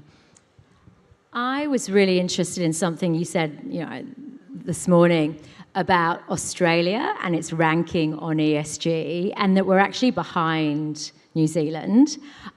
Where are we on that sort of global pecking scale, and how quickly can we catch up, do you think? Yeah, so what Caroline was referring to is when we think about ESG in investing, so as a fund manager, we've been looking at ESG for 15 years, but what's really important then is the demand. So as an investor, it's really thinking about, well, why is it that ESG is impacting my investment? And so in Europe, we've actually seen significant demand from individuals, from institutional large clients on the ESG front. And I was recently in New Zealand talking to clients, and they are really focused on how ESG can impact their investments. Now, in Australia, we are getting up the curve. I think part of that is that we are a mining-based economy. We've been very focused on fossil fuels because it employs so many people in Australia. But importantly, your super funds are really dedicated to understanding how ESG can be impacting their investments, given that potential impact to cash flows. So I think one of the questions I heard earlier was, why did you get into investing? Like, what excites you about it? So maybe we could just briefly discuss why you got into investing, and then, what gets you out of bed in the morning? Yeah, so I think I got into investing to begin with. I was just good at maths and economics, so I think that's probably many people in the room. So I did commerce at uni and then just loved looking at companies. I think that really came from my family upbringing. We had a lot of small businesses, and so we were just always focused on talking about the ups and downs of our restaurants or cafes. We even had a nightclub at one point as well. Didn't get to go to that though. And it really just kind of got you thinking about, well, what makes the economy tick, what makes companies tick, and it's just so interesting. Like, I think many people in the room, it's been so great to see so many people mingling and talking, and that's because we're all just really intellectually curious, and that's what funds management's all about. It's putting the pieces of the puzzle together from the economy, from what a company's released, from industry, to understand, well, where is their opportunity and where is their risk? So I think, for me, actually, the reason I get out of bed in the morning is because we've raised 75 million to give to not-for-profits, and that basically focuses on youth mental health and youth at risk. And we have 24 not-for-profits we fund from our shareholders and that 1%. So you've been a pro bono fund manager since inception. Why is it important for fund managers? We have service providers, everybody, all our boards work free for us. Why is it important to manage money for an organisation such as ours? Yeah, we're absolutely delighted to have been associated and working with Future Generation since inception. And that's really our opportunity to put to work what our skill is, and that is identifying high quality companies that can generate strong returns, to then give that back to the community, because we all live very privileged opportunities. And then when you look at the work that Future Generation has been done, the ability for us to donate hundreds of thousands of dollars over that time frame to such incredible causes, like preventing youth mental illness, it's truly incredible. And to your point of purpose, that's what we're doing as fund managers. We're enabling people to improve their financial security, and then as Owen said before, it gives you the opportunity to decide, well, where should you put that money into the future. So we're really thrilled to be working with you, and even better to be up here on stage with you today. But I'd love to throw one back to you, Oh no, you Caroline. can't do that. No. What would you like to ask? Well, what is it about the causes of Future Generation that just really inspires you? That's such a hard one, because probably 2 years ago we decided, I was on the board before I came CEO, that we really needed to make more of a difference. So we had to grow. But every time I listen to one of the not-for-profits and they tell me the stories of what they're doing for young people, it blows my mind. The people that run and work for these organisations are incredibly competent, and all the time they can't actually get on with their day job of actually helping these young people, because they've got to go out there and they've got to raise money, they've got to go rattle the tin, as it were, and that takes up so much of their time. But the fact that we can actually give them money year on year for 5 years is just absolutely incredible.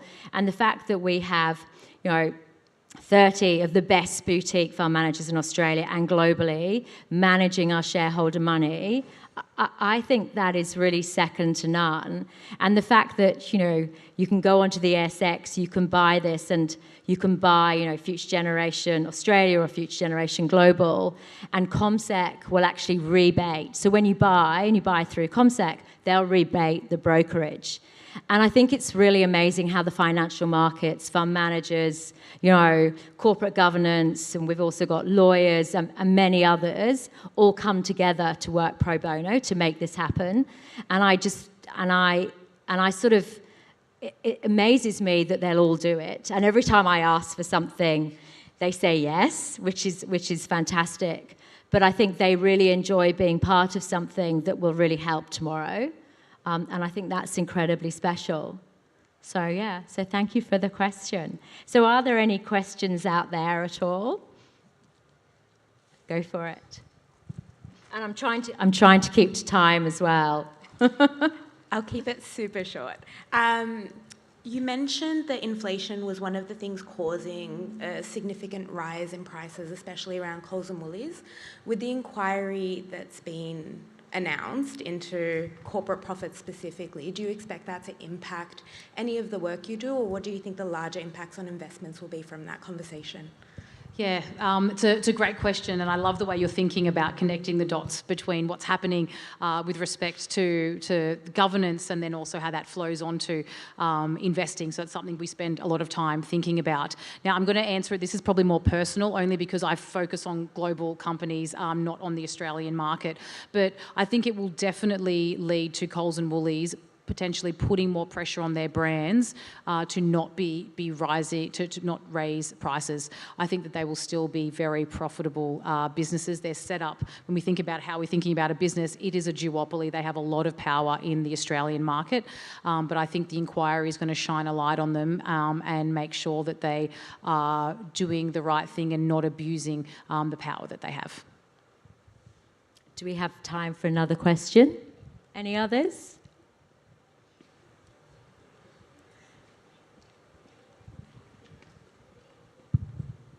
It's about AUD depreciation. How do you de-risk, or how do you take care of depreciating AUD, Australian dollars, against US dollars? Yeah, so some of our products are hedged, but then others are not hedged. And this is, again, up to personal preference on what type of risk you'd like to take on in your investments. So it's, just a personal decision on whether or not you want to kind of make a decision on whether or not the currency is going up or down. And if that's the case, the unhedged product is available, but otherwise it's the hedged option where you take away the potential risk from currency. Wonderful. Well, ladies, thank you so much for sharing your wisdom and coming up here after the break. We sincerely appreciate it.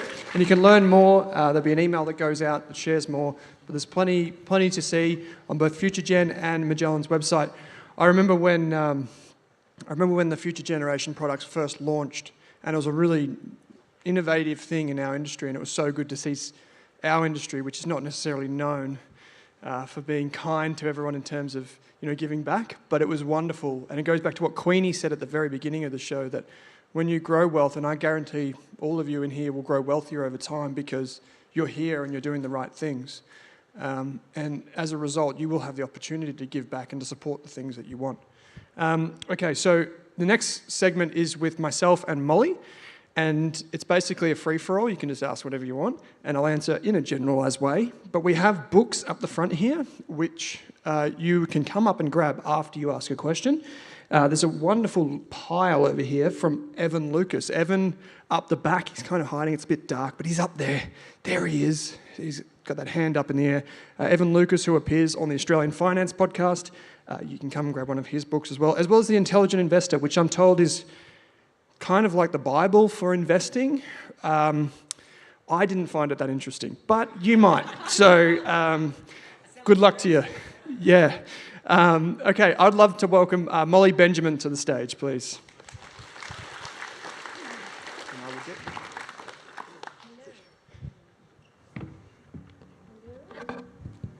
Hello, here we go, we're on. Wow, we're on.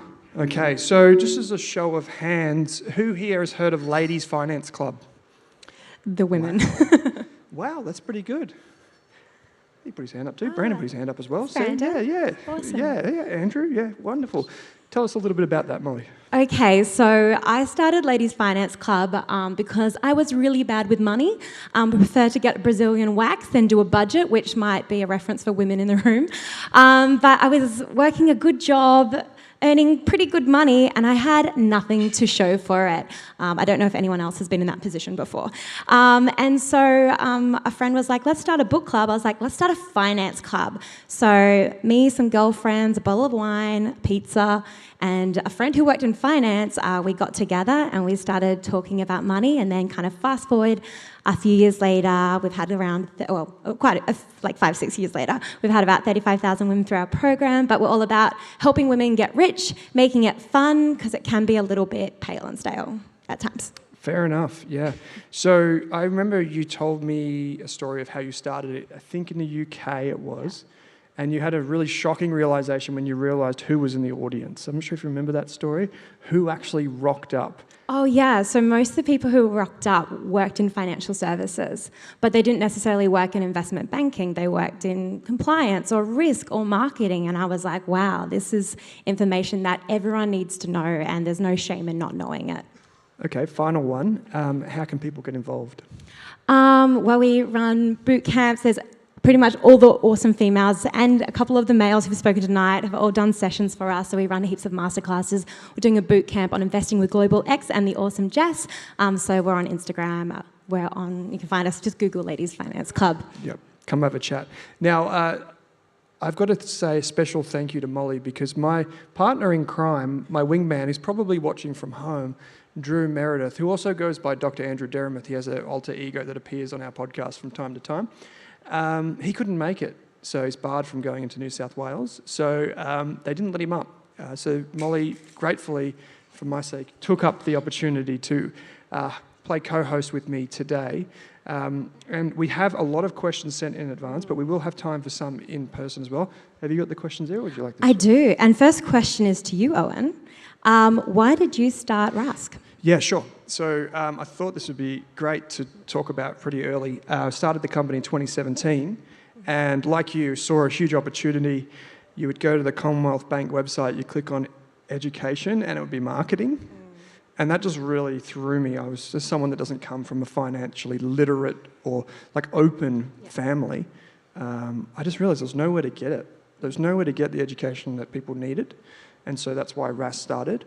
And we're not the only ones. You know, if you see on the back of your seats here, it's equity mates, right? If you heard Glenn before from My Millennium Money, Molly's up here, all these wonderful people, Tash, Queenie, the list goes on, Jess. Even though sometimes, in a traditional industry, people would think that that's like a competitor standing on stage, what we all believe is kind of like a group is that it doesn't really matter where you get the information, it's just that you get it. And the finance world is big enough for all of us to operate. There's so many people in need, so that's why we started it, and it's evolved over time. And podcasts were just one of those things that we saw coming from America as a huge opportunity, and stood in front of that wave and rode it. And aren't we glad they did, because how awesome is it? We love it. All right, so you had a few questions pre-sent. So this one's from Roger. Thanks, Roger. CBA, so Commonwealth Bank listed at $5 and is now $100. Why has it outperformed the other big three banks and regionals such as Suncorp, as they've all had their controversies? Yeah, sure. So Roger, if you're in the room, feel free to grab any one of these books. The Intelligent Investor's not that bad. Commonwealth Bank is by far Australia's biggest bank. For those of you that don't know, you probably just see the buildings and you don't know which one is the biggest. It's definitely CBA.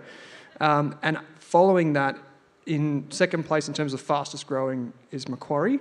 Some would say it's the fastest growing. And I was speaking to my Uber driver yesterday, and he thought I was talking about the university. And I'm like, no, it's like a bank. Yeah. So these two banks are growing incredibly fast, and Macquarie managed to just like sidestep the Royal Commission. CBA kind of just ploughed straight into it, and with its clout just went straight out the other side. But one of the things that they've done really well, which the others haven't done, is they focus on technology. Like, you go into the CBA marketplace and all that sort of stuff, you can get discounts on your insurance, you get $5 off. You get, I think it's 5% off your Woolies. Woolies was mentioned before, if you just bank with CBA. Same with Macquarie. National Australia Bank hit basically like a brick wall when they went into the UK, and ANZ decided to go into Asia, which was a really bad choice. So basically, they're the best of a bad lot, but they've done pretty well. Great. And this next question comes from Andrew, and he said, how do different personality types of life stages impact what investment vehicles one should use? For example, I'm a busy, time-poor, youngish professional, and I don't want to deal with the hassle of investment properties. ETFs are much more attractive, even though I know an investment is better for me at this stage of life due to leverage.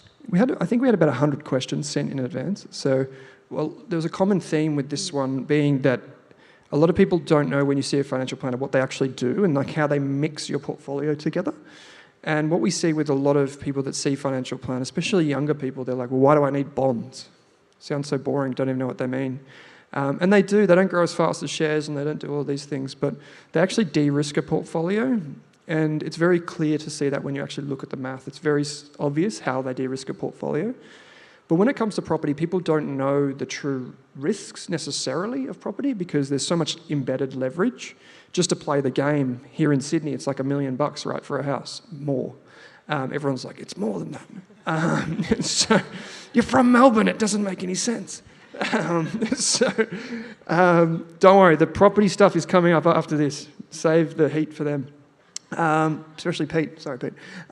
So I would just say a lot of people don't know the risk they're taking until it's too late. The amount of times that I've heard people buy a property goes down, they don't know why. They're just not used to interest rates being high and property, is just historically gone up. I think property is a wonderful investment, by the way, and I don't mean to pick on it, but a lot of people just think, well, I'll just go all risky assets, like all shares, all property, hallelujah. And we have this saying that everyone's a high-risk investor until the next market crash. And it's true. So what a financial planner would do would demystify that process and try and show you that a good return from a diversified portfolio is, say, between, don't hold me to it, 6 and 11%, 6 and 12%, depending on your risk makeup. And so money personality is basically a code word for how much you know. I say there's like how much you know, what is a genuine risk profile, like you're a flight or flight person. A lot of people, I've said this before, like 95% of my personal wealth is in the company, the Rask Group, and I'm totally cool with that. But most people would hear that and freak out. And so what's right for me may not be right for you. And so you basically want to know, like one thing that we haven't brought into the conversation as a finance industry to wrap this up is how much you know about investing informs the type of risk that you can take. I liken it to when you turn on the light.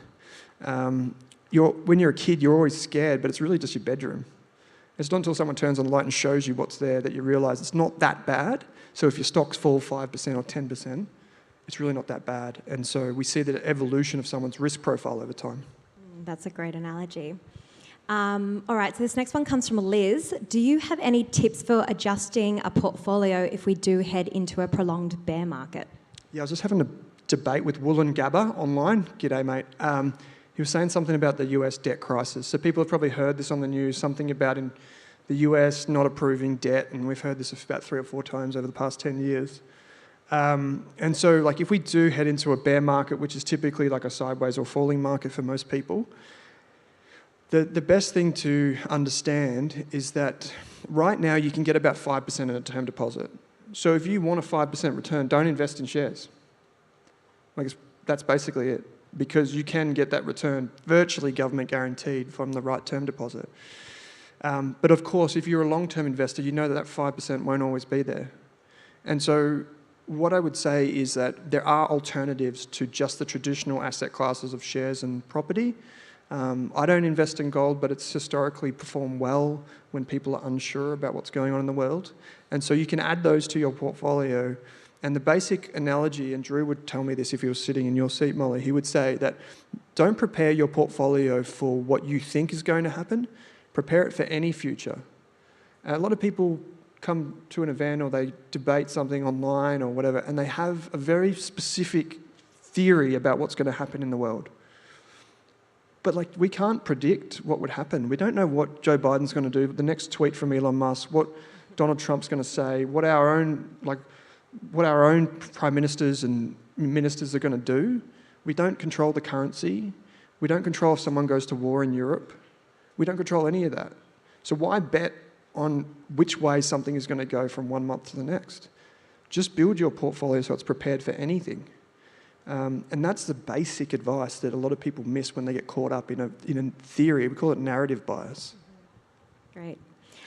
This one next comes from Igor. The statistics show that the share market always goes up 10 plus years consistently. It also outperforms all other investment classes over the long period. In that case, if the investment horizon is 10 years plus, why wouldn't it be better to put all your money into an index-based ETF instead of spreading the risk with other types of investments like bonds, properties, other asset classes? Sorry, I preempted that question, didn't anticipate that. But yeah, so like I said, if you think about it, if you go back a few years, the rate that you would get on a term deposit, imagine saying to someone 2 years ago, you can get 5% on your term deposit. Imagine saying that. That's crazy talk. You know, the government had to guarantee, the RBA had to step in during COVID and say, don't worry, everyone, you can get 1%. And everyone was thrilled with that. But now we get 5%. And so as times evolve, I think we see people's perception of what's important and so on change. And what I've found with pure index fund investing in particular is people don't realise how volatile it can be. And there's this thing that we call the behaviour gap in investing. This is the return minus my behaviour. And you see people chase super funds and talk about like yearly returns. That's the behaviour gap in action. And it's a psychological bias because we're myopic and short-term focused. And so what we try and do is minimize that. And that's why a lot of financial planners obsess about building portfolios that are mixed. It's not necessarily because it's going to give you the best return. It's to try and adjust for your personality and to try and help you navigate through that. Okay, so these next ones are on financial advice. So at what age should people be getting in touch with a financial advisor? Because sometimes it can be costly in the short run. So if someone's in their 20s, they want to map out their financial goals, they might be hesitant to do it. Should they? Anyway. Yeah, so, and good on you, Igor. Just come up and grab your book if we do read out your question. Oh, that one was from Issue as well. Oh, okay, wonderful. Issue, if you're in the room, please come up. I think Monica asked a similar question. So basically any time is a good time to get financial advice, is what I should say. But basically, I think there are major milestones in your life where you want this. If you receive an inheritance, if you approach retirement, even if you're just not the type of person that likes investing, just go see a financial planner. You can get one, depending on what you want, for around about $3,000 starting. You might know a few, Molly, but that primarily do that. If you see Wattle partners, which is where Drew comes from, it's a fair bit more expensive than that. That's because they're taking into account retirement, and they'll do the forecast over many years. And they typically are wealthier clients that come through and want a bit more white glove treatment. And so it is hard to find out who is a good financial advisor. I think that was the number one question I got asked during the break. And it is hard to know at the outset. You can use the website called PIFA, PIFA.org. That shows you independent financial planners around you. Or you can head to the Money Smart website and you can search for a financial planner. You should do that anyway, seriously, before you see anyone. Go and check that they've got an AFSL. And so there are major milestones in life when you want to see a financial planner. A lot of people in this room are like self-made and motivated, and that's fine. If you're in property, the way I think about that is you basically want an all-star team. So you want someone that helps you not stuff up that first transaction in particular. With financial advice, you can afford to do it every few years, if that's what you prefer to do, say like every 3 years or something like that, every 5 years. And that's why you can keep the cost down while also making sure you're acting under a good strategic asset allocation and so on. Yeah, nice. And just to build on that one, Monica just had another question around financial advice, but also with the rules changing slightly to financial planning, would this make it, I guess, more accessible? Or what are your thoughts on this? Yeah, so just as a show of hands, who sees a financial advisor right now? So maybe 10% of the room. Who has seen one at least once in their life? Okay, maybe in 30, 40%. Okay. Who's seen a mortgage broker? 50, 60%. Accountant? Woo, 90%. There we go. Everyone has to do their taxes. Gotta love that refund. You don't have to pay for it, right? So the cost of good advice is virtually free. The cost of bad advice is very expensive. And so what I would say is that a lot of people treat the financial advice cost as just like this huge onerous cost. It's $5,000 out of pocket, but it pays for itself if you get a good financial planner. And they are professionals. The problem is we've had cowboys running around for the past 30 years, earning ridiculous commissions and selling you stuff you don't need because they're conflicted. I have a very strong view that in 10 years' time, mark this down as Rask Roadshow 2033, we'll be sitting here and we'll say how great the financial profession is. Because I think we've reached a turning point where we're starting to see financial planners as professionals because it's very clean compared to what it used to be. Does that make it cheaper? Absolutely not. It's just like house prices. There's more people that want it, not enough people fulfilling it, prices go up. So we're seeing an emergence of robo-advice. But robo-advice, in my opinion, I don't think we're sponsored by any robo-advice. No, I'm kidding. Robo-advice, in my opinion, is just like you put your stuff in and they just give you an ETF portfolio. So you can do that yourself. You can get them to do it and they'll give tax reporting and there are certainly are benefits, but I think you can do it yourself. Okay, so I reckon we've got time for a few questions. Some audience questions? Great. Yeah, and please come up and grab some books. There's heaps of Kate's book here. We overestimated. This one?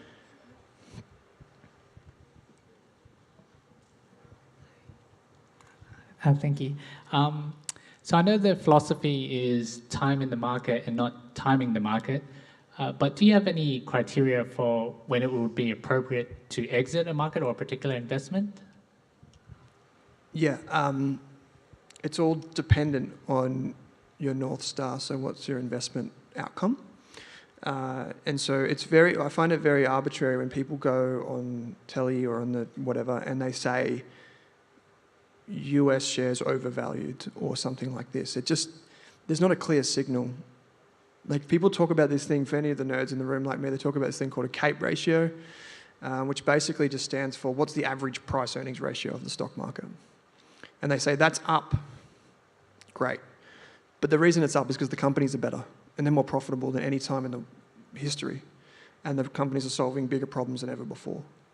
And so that would be what I say there. Now, when it comes to individual companies, which is what I spend a lot of my time doing, it's very clear to me that the only answer to this question is basically just knowing why you invested in it in the first place.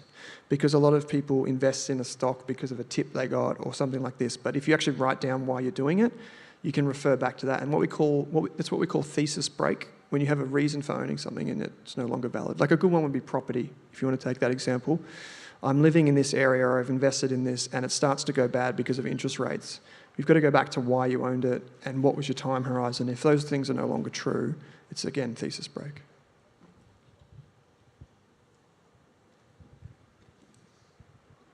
Hi. I was wondering, with more ETFs and more listed vehicles coming out of a mix of private equity or alternatives, how would you go about more valuing what's inside and getting underneath?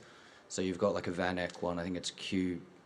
There's a list, it has like top 10 private equity funds. And I was just wondering, how would you go about valuing it? Yeah, so I'll just clear up what is an alternative investment, which is one of the buckets that these things fall into. So an alternative investment is anything that's not traditional. And what is traditional? Stocks, bonds, and cash. So gold is sometimes considered an alternative. Private equity is just like the stock market, except you don't buy it on the stock exchange. You buy the shares privately. And typically the way you access that is through a managed fund. You can't have them in ETFs purely. So what I mean by that is, underneath the surface, you heard Jess talk earlier on. Underneath the surface, Molly places a trade. I'm the ETF. I just go and buy Kate's book, and then she's got exposure to Kate's book, which is just here in front of me. Now, if there are none of Kate's books available to buy or sell, the ETF doesn't work. It's exactly what private equity is. So the way they do it is they basically have a fund, and you buy the fund, so the ETF just puts the money in the funds. And so I believe this is everyone in the past 50 years has said this, so keep this in mind. But I believe this is a massive frontier. This is being recorded, so hello ASX. But I reckon the reason the ASX tried to do the blockchain technology is because they wanted to have a slice of this pie. It didn't work. But basically, I like to invest in private businesses as well as stocks. And so for me, it would make sense to look at those things as well. And a private equity fund, they make a lot of money because they charge a lot of fees to do something most people don't have time to do. And so it can be used as an allocation. If we go back to the core and satellite approach, I'd put it in the satellite for most new investors. An experienced financial planner would have it in their core. Hope that answers your question. But how do you know? You've really just got to go off the track record of these managers, because it's like a black box. You just go, here, do you want to invest in it? And you don't know. You're just like, meh, okay. But you just want to position size accordingly. Yeah, probably got time for one more. Hi. About 2 years ago, there was a determination by ASIC about podcasters and what financial advice. Or do you think that was too heavy-handed, and do you think there'll be any change in that? Yeah, it's a good point. So you heard the disclaimer that we had to read at the start. I count myself as very lucky because I worked in financial services before starting the podcast. I qualified as a financial planner. I just didn't go down that path. Whereas a lot of the people that are new to this, what we would call influencing, didn't have that background. And I think I'm very at odds with the industry on this. I think one of the great misfortunes is that one of the most important places for us to learn about money is around the family table. And a lot of people like myself didn't have someone around me talking about money. So where would I go? I'd go to the bank and get that shit marketing, conflicted advice. And so now we've got a generation of people who genuinely want to change, and we're not able to do that. And I think that's a real unfortunate reality that we live in. Do I think that there are some really bad actors there? Absolutely. Like anyone that spruiks crypto and all that type of junk? Absolutely. I think there needs to be a different system in Australia for allowing people to access information. I don't think we've got it right. We have to pay, like our insurance, all of our financial licensing and stuff across the businesses is probably $100,000. Like that's incredible. And we still can't give, one-on-one advice. And I speak to a lot of financial planners about this, and they tell me that the cost to serve a customer is $3,000 or $4,000. That's for mostly retirement planning. And if you think about that, like a lot of that is regulation. And I think it's a wonderful thing that we protect people in Australia. I think it's absolutely wonderful. I just think there's a different mechanism to transfer the responsibility around a bit. And I hope that we can see positive change there. I don't think we will. I'm not that optimistic. Michelle Levy, with her inquiry, tried to change a bit of that, but it was not politically friendly, so it's going to be watered down. But thanks to tools, not ChatGPT, don't get advice from that, but thanks to tools, we will see the cost of mass advice come down. It just won't be the go in and sit and talk to someone type of advice, but at least it will be something. So in that sense, I'm extremely optimistic. Very sensitive subject, depending on who you talk to. So it's a really good question, though.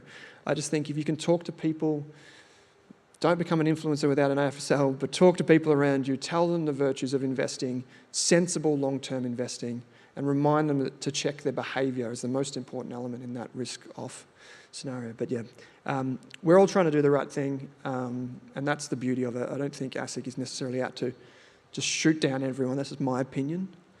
But I think it's good that we have a system, but I really want to see positive change. That's where I stand on it. Good question. Well, Molly, this has been fun. We now are going to step off the stage, and we're going to welcome the property folks to the stage. I must say thank you to Molly. Please check out Ladies Finance Club. If you're part of the community, it would be absolutely lovely if you come up to her and say g'day after the show. So I think we have all of our gurus in attendance. Chris, can I get you to come up and do the intro? So Chris, I'd like to welcome Chris Bates to the stage. Now, Chris is on our Australian property podcast. He has his own podcast. He does The Elephant in the Room. Was recently voted the #1 mortgage broker in Australia. Congratulations, Chris. I'll let you do the intros, and Mel's going to host you. How are we all doing? I'm usually asleep with 2 young kids at this time, so I'll bring some energy in the room. We've got the one and only Pete Wargent joining us. I don't know how to introduce Pete. Pete's got the best property blog in the country. I've been following that for probably a decade. And there's not many things I'll read every day, but Pete's blog is absolutely that. So welcome to the stage, Pete. The man who knows everything about everything. And Amy Lunardi, I've known Amy for a decade as well. Got to be up there with the top buyers agency in Melbourne without doubt. And you're in very safe hands if you're buying property in Melbourne with Amy. So welcome to the stage. And I'm Chris, so thanks. Yes, if you haven't listened to the Property Podcast, definitely give it a listen. We launched about 6 months ago, and it's definitely the fastest growing podcast we've seen, and I feel like the listeners are the most passionate out of all the podcasts. I can't play favourites, but it is my favourite one. So I have some hard-hitting questions for you tonight. First one's from you, Pete. You actually don't have a microphone. There's one over there, but I'll fetch a few in a second. First question is property about to crash? Is property about to crash? Yes. Let's start with the small questions. Did anyone see the building approvals figures today? What were they? 13,000, 13,500. Annualised, that gets you about, 160,000. A lot of that replaces existing dwellings. So it's the lowest in over a decade. And who knows what population growth is doing at the moment. Highest we've ever seen. So look, we're going to have for the next at least 3 years an epic shortage of housing. So nationally, no. I think, though, if you look at some of the tree change markets, we saw a massive boom 2020, 21. There was this big race for space. Everyone was trying to get more space because you couldn't live in the high-rise apartments easily. And some of those markets really boomed, like over 50% in a couple of years. Borrowing capacities, though, have now fallen, 40% or so, Chris? So, yeah, look, in some markets we'll get a correction, but it's not necessarily unexpected or a bad thing, given what went before. But nationally, no, I don't think so. What do you think, Chris? So Jarden, a investment sort of consulting firm, I guess, they came out with a report this week, and Carlos Cacho, an amazing economist, said, why did we get it wrong? So if anyone's followed the famous Chris Joy, he was predicting house prices to fall 15, 25%, and even Jarden sort of said that as well. And everyone's been surprised how resilient it's been. You know, who would have thought interest rates going up 4%, borrowing capacity's fallen 30%, but prices actually stabilised when they dropped 10%. They've actually been growing for almost a year now. And while there might be negatives with those two things, there's been lots of positives to push prices up. So, you know, the lowest listings on the market ever right now. It's very hard to find a property. And you really need listings to increase for prices to fall. You've had record migration, you said record low building approvals, you've got rental crisis where people can't even rent, and you've also got a lot of pent-up demand, people who really want to get in and really want home security, etc. So home ownership rates are the lowest ever been. So while there are massive negatives, there's huge things driving prices back counterbalance, and that's kind of getting factored into prices now, I guess. Yeah, interesting. Amy, I might pass it on to you about first home buyers. So buying a first house is a major opportunity, but also a major risk. So what are 2 to 3 things that commonly go wrong for people? So I'm going to break this down into the 2 main phases of property buying, which is the preparation phase and then the actual purchase phase. And quite often, before people are ready to buy, I just see them not putting enough time and effort into considering what their strategy is. And it's all well and good to say, I want to buy a property, but a strategy is like a really thorough plan. And that includes your why, your when, your what, and your how. And ideally in that order, because your why needs to guide everything else. So this will help you determine if it's a home or an investment. And I know a lot of people like to combine those or try to combine those. And in some situations you can do it as long as there aren't conflicting parameters there.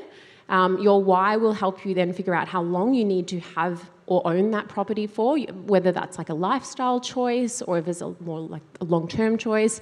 It'll help you figure out if you're going to be renovating and all of those things. And most importantly, your why needs to be the same as your partner. If you're buying with someone else, you need to be really clear with that. And then your when will come down to when you're emotionally ready. That's very personal. But then when you're financially ready, and your why will help you then determine that. And financially ready is going to be a combination of your deposit and your borrowing capacity, so how much the bank will actually give you, and how much you're comfortable in committing to those mortgage repayments. And then only then you can, and also, the when will determine, be based on the market. Now, everyone thinks that's the most important when, and it should be the least important when, because that is the one thing that you can't control. You can control those other things. So everyone says, is now a good time to buy? When's the right time to buy? Well, the right time is when it's the right time for you. And once you've figured out those 2 things, then you can figure out the what. And the what is, what are you going to buy? You know, investment property or a 2-bedroom apartment in Surrey Hills, whatever that looks like. And then the last thing is the how. So either getting professional advice from a buyer's agent, and if you're not going to do that, how are you going to figure out how to do this yourself? Like, how does anyone know how to buy a property? No one really teaches you these things. So that involves you just immersing yourself and educating yourself and doing everything that you can to figure out how to do this if you're not getting professional help, getting the right professionals around you, especially a great mortgage broker, and also to think about who to not listen to as well, whether that's certain well-meaning family or friends or the media. So that's the pre-purchase process. And then when people are actually ready and they're going out to buy, you need to treat that purchase process more as a job than a hobby. And I know that you've probably all got actual jobs that you need to attend to, but what I mean by that is that you need to be out there every day, searching for properties, having your property brief in place, communicating with all of the real estate agents in the area. No one does this, but you should and you can. And tracking the market, going to auctions, tracking things, being on top of it. And that's how you're going to get success. And as a buyer's agent, we buy properties on average within 6 weeks for the clients. Sometimes it's 2 weeks, sometimes it's 6 months, but on average 6 weeks, and 30% are off market. You can do that as well if you put the time and energy into it. And there's no rush to buy a property, but the more effort you put in, the smoother journey you'll have, and you won't end up being 6, 12, 18 months later feeling despondent and exhausted because you haven't had success. Yeah, amazing. Chris, from the lending side, what's one way that first home buyers go wrong and one additional way upgraders can stuff up? Well, two big different buyer pools there. So I think first home buyers, there's probably talk about 15 different ways. I would say there's a rush to buy, there's a rush to transact. Maybe they've put off saving and they don't feel successful unless you've got a property. So it's about ticking the box rather than thinking about what's this trying to achieve and how am I best going to optimise this decision. It's about just making the decision and buying. It's a misunderstanding of maybe the deposit they need, or maybe buying for their short-term needs, not what their longer-term needs are going to be. So there's lots of decisions. I probably think it's not thinking through their longer-term life plan and maybe just trying to solve their short-term lifestyle need, or just ticking that box rather than making sure that decision really works for them. The other big mistake is they might fall for what the government offers them in, a first home buyer grant to buy a new property, or, taking advantage of no stamp duty when that means not buying a great asset or something. So falling for what the government unfortunately does sometimes. Yeah, nice. Pete, you coach property investors every week and you've done so for many years. How do most property investors go wrong? Well, there's lots of different ways you could go wrong. I think probably it's a very similar question, yeah. I guess two of the most common things to see. Firstly, people decide to invest in property. They'll go to a property seminar, which is all free, very slick presentation, or they'll go and see an advisor. And then without knowing anything about your personal situation, they'll say, we found the perfect location, perfect property type for you. It's almost always in southeast Queensland. Apologies, Queensland representative in Shorts and Pluggers. It's usually like an off-the-plan apartment in Surfers Paradise or something, which sounds reasonable, and it comes with all the marketing, easy to rent out, depreciation benefits. But then, just like buying a new car, in 10 years' time, it's not worth what you paid for it, and then people realise they've been somewhat hoodwinked. And the free advice was really from people who are taking commissions or backhanders from developers. That's the first way. I think the second thing is more of a strategic thing, and people just, property is a long-term investment. There's, 5 or 6% transaction costs when you buy, more transaction costs when you sell, capital gains tax, which probably works out 20%. I think people often have either too short-term a time focus. It tends to work better as a 10, 20-year investment for the compounding effect. And also, people just get drawn off course. Life gets in the way. They start with a strategy and then they see a bad headline and they change and then they flip around. They just don't give it the time for it to work, I guess. Yeah, totally. Chris, I'm just going to go back to you because I cut you off rudely before. Upgraders, how do they? What are the things to look out for there? I actually forgot the question, so thanks for reminding me. Upgraders are someone who's got a property but they want to move into maybe usually a bigger property or a different location, etc. And it's really stressful. It's when sometimes people are not just upgrading when they own a house to live in as well. They might have to sell their investment property to buy a house, and it's really a challenging situation because not only you've got to buy, you've also got to sell at the same time, and it's super emotional. You've got to move out of a place, you might have to rent somewhere, and we feel that a lot of upgraders rush that decision and they potentially just sell first, and that's great. You know exactly what you sold for, you've got the money in the bank, but then you potentially have to rent, and there's challenges with that, and you want to get back into the market, and then the market can run on you, and so you're very, very emotional. And what we find is that where people get it wrong is they sell and then they rush the decision to buy, and they basically go from one frying pan to another, particularly when the market moves fast. And so there's lots of different ways for upgraders to sort of handle it. They can buy on long settlements, they can things like bridging loans, but it's about sort of trying to And, sometimes people try to do it out of rental. My rental accommodation is going to finish in 3 months' time. I've got to buy before that. So you're adding a huge homelessness problem, basically, to something that's already extremely emotional. So it's right, really thinking through the decision, really thinking through the sequence, and trying to win on both transactions. So can you maximise your sale price, but also not rush the purchase and get a great asset? So, we do a lot in that space, and it's really emotional. It's really thinking it through logically and being, really slowing it down, to be honest, not rushing the decision. Yeah, and I think that can be hard when it comes to your property. It is so personal, especially if it is your own home, right? Yeah, especially when you're adding kids into the situation and school zones, and lots of people at the moment can't afford to keep their current property and upgrade. So most people have to sell. So it's if you're in that space, don't put it off, because very easily the years tick by, the kids get bigger, and the problem hasn't gone away, and potentially you're getting. Yeah, the place you want to move into is outgrowing what you've got now. Maybe you have to make bigger compromises in the future than you could have made today. So don't put that decision off because it's all too hard. Just really think it through because, it's not going to go away. Yeah, nice. Okay, I have one final question before we open it up. It's for Amy. It's a challenge for you. In under 60 seconds, can you explain what a property brief is? You mentioned it earlier. And how can anyone here or online make one?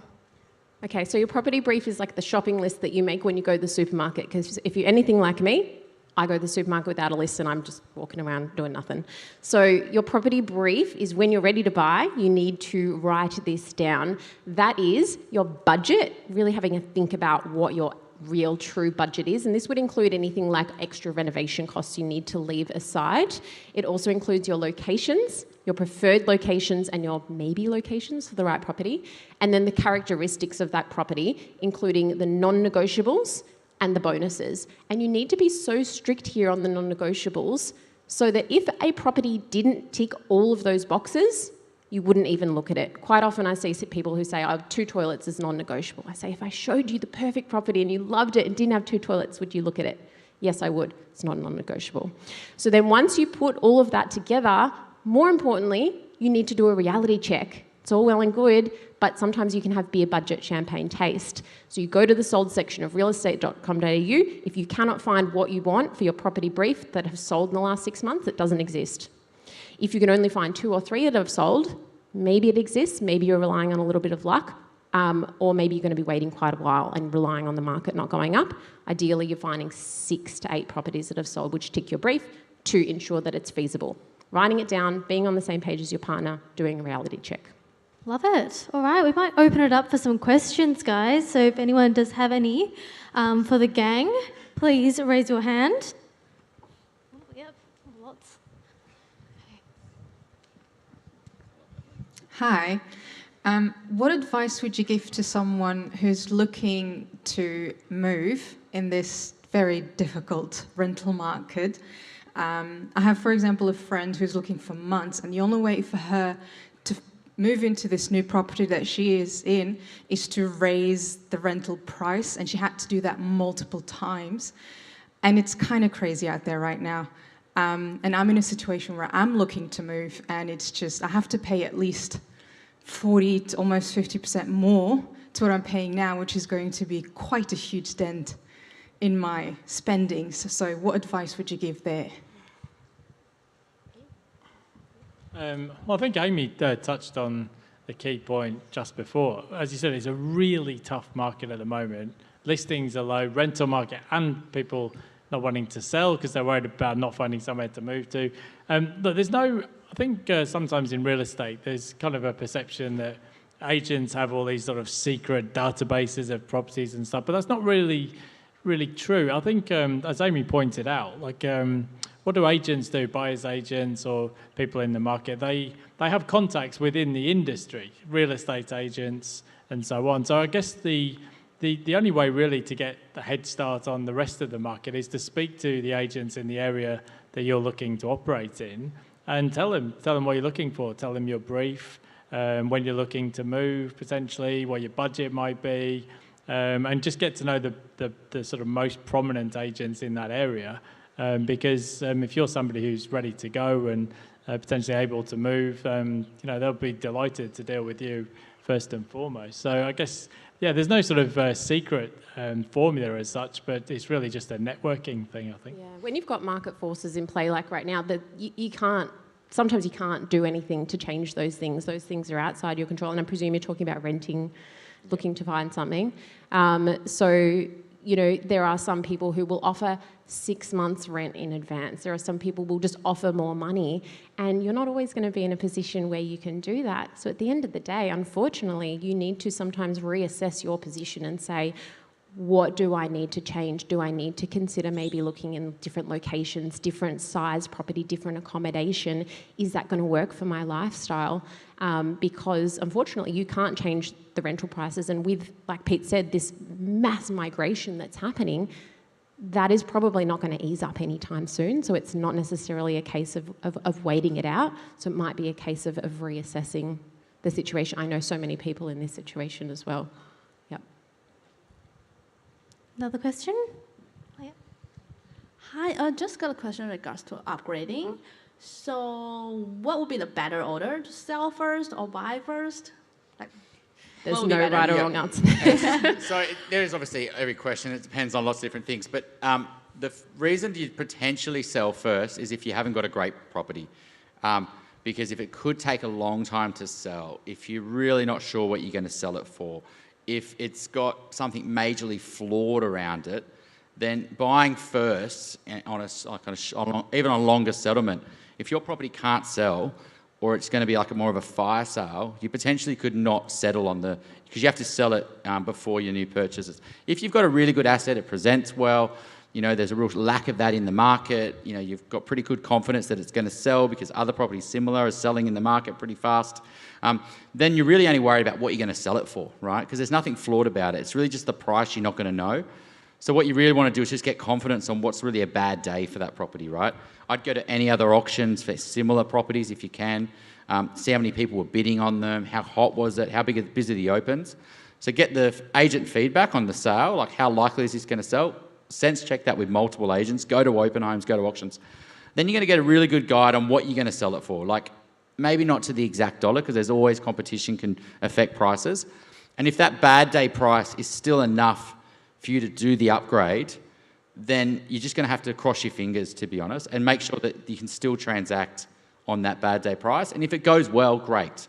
But usually when you're upgrading most likely to a better asset, you know, usually getting into more the family market, things that are bigger, things that are more scarce. And so, you know, what you really want to do is try to get that decision right. So be really patient, really waiting for that right street, the right property that's going to suit you, the right investment, and then try to buy that first, because that's usually the hard thing to do. Selling's usually more of a formality, just getting it presented, getting it styled, getting a good agent, and just going through the process. It's usually something I'd say that's less stress than trying to find the right property. You know, good property is actually hard to buy and easy to sell. And so all your effort, what Amy was mentioning there, all that work up front, that like a job, that's going to pay back 10, 20, 30 years down the line. So you do all your work up front and then you get all the return all the years you hold it because you took your time up front. That decision will also depend on if you've done your brief and your property reality check. That will help give you confidence as to how probable you'll be able to buy relatively quickly.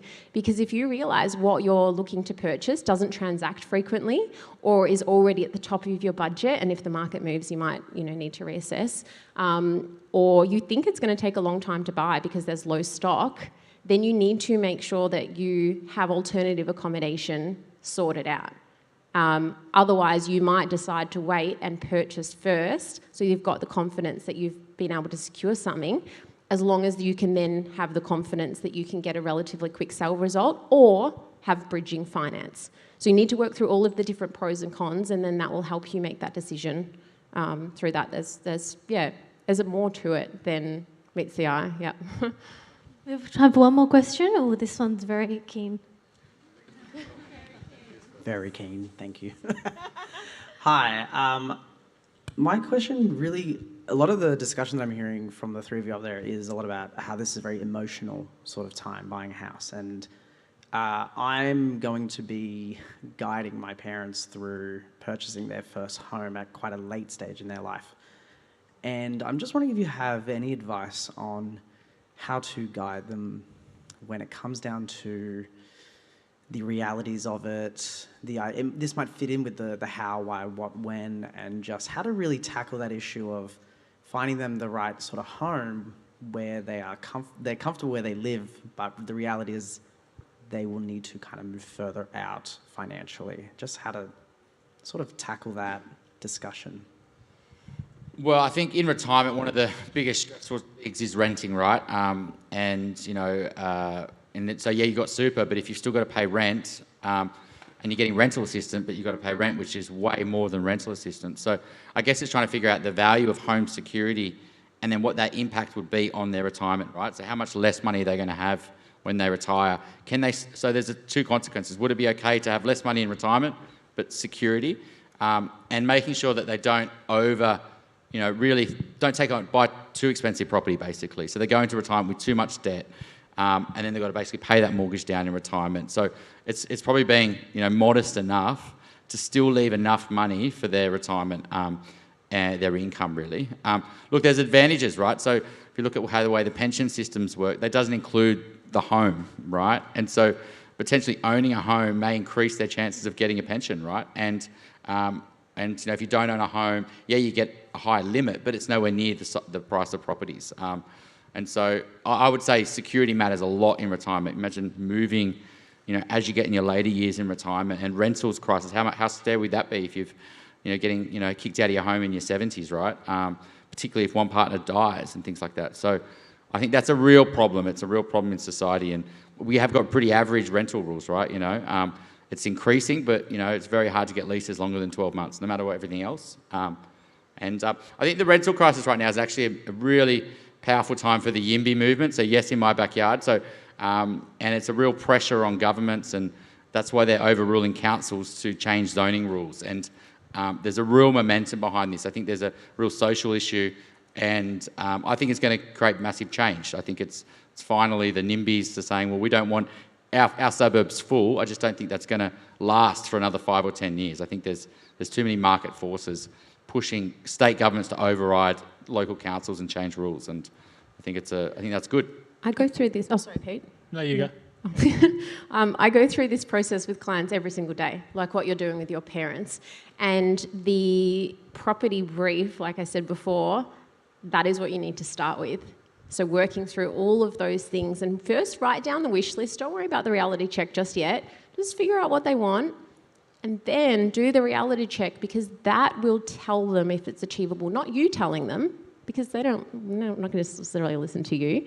But then say, okay, well, we can't find all of those things that have been selling within your wish list in the suburbs you want to live. So is location more important to you, or is the property size or the renovation? And they might not have a straightforward answer, but you've got to work through it and say, okay, well, let's just change the location. Let's look at the properties that are selling there and what they're selling for, and do these appeal to you? And go out there and start looking at those until you get to the point where you can generate those examples. That's a way for them to come to the realization without you just telling them. But emotion is allowed in property. You need to have emotion if you're buying a home. I know everyone says don't let emotion cloud your judgment, but you need to allow it in a little bit. But that process is just a really methodical way to work through it so that you can write it down and help them help themselves. Yeah, a lot of the stress is just the fear of the unknown. And anyone who's got older parents will know that the older people get, the more new things are scary. Like if my parents get a phone call from the wrong number or a spam email, everything's a drama. So the more you can map out the process for them, so there's no nasty surprises. This is how the mortgage works. This is how the buying process works. This is how the settlement works. The more you can map it out and plan it, the better, because you'll find otherwise it can get pretty stressful. Well, thank you so much, guys. This has been fun. If everyone can give their warm thanks to the property team. I'm just going to finish off the evening by inviting Owen back onto the stage. He's going to have a few words. Oh, actually, Pete, selfie.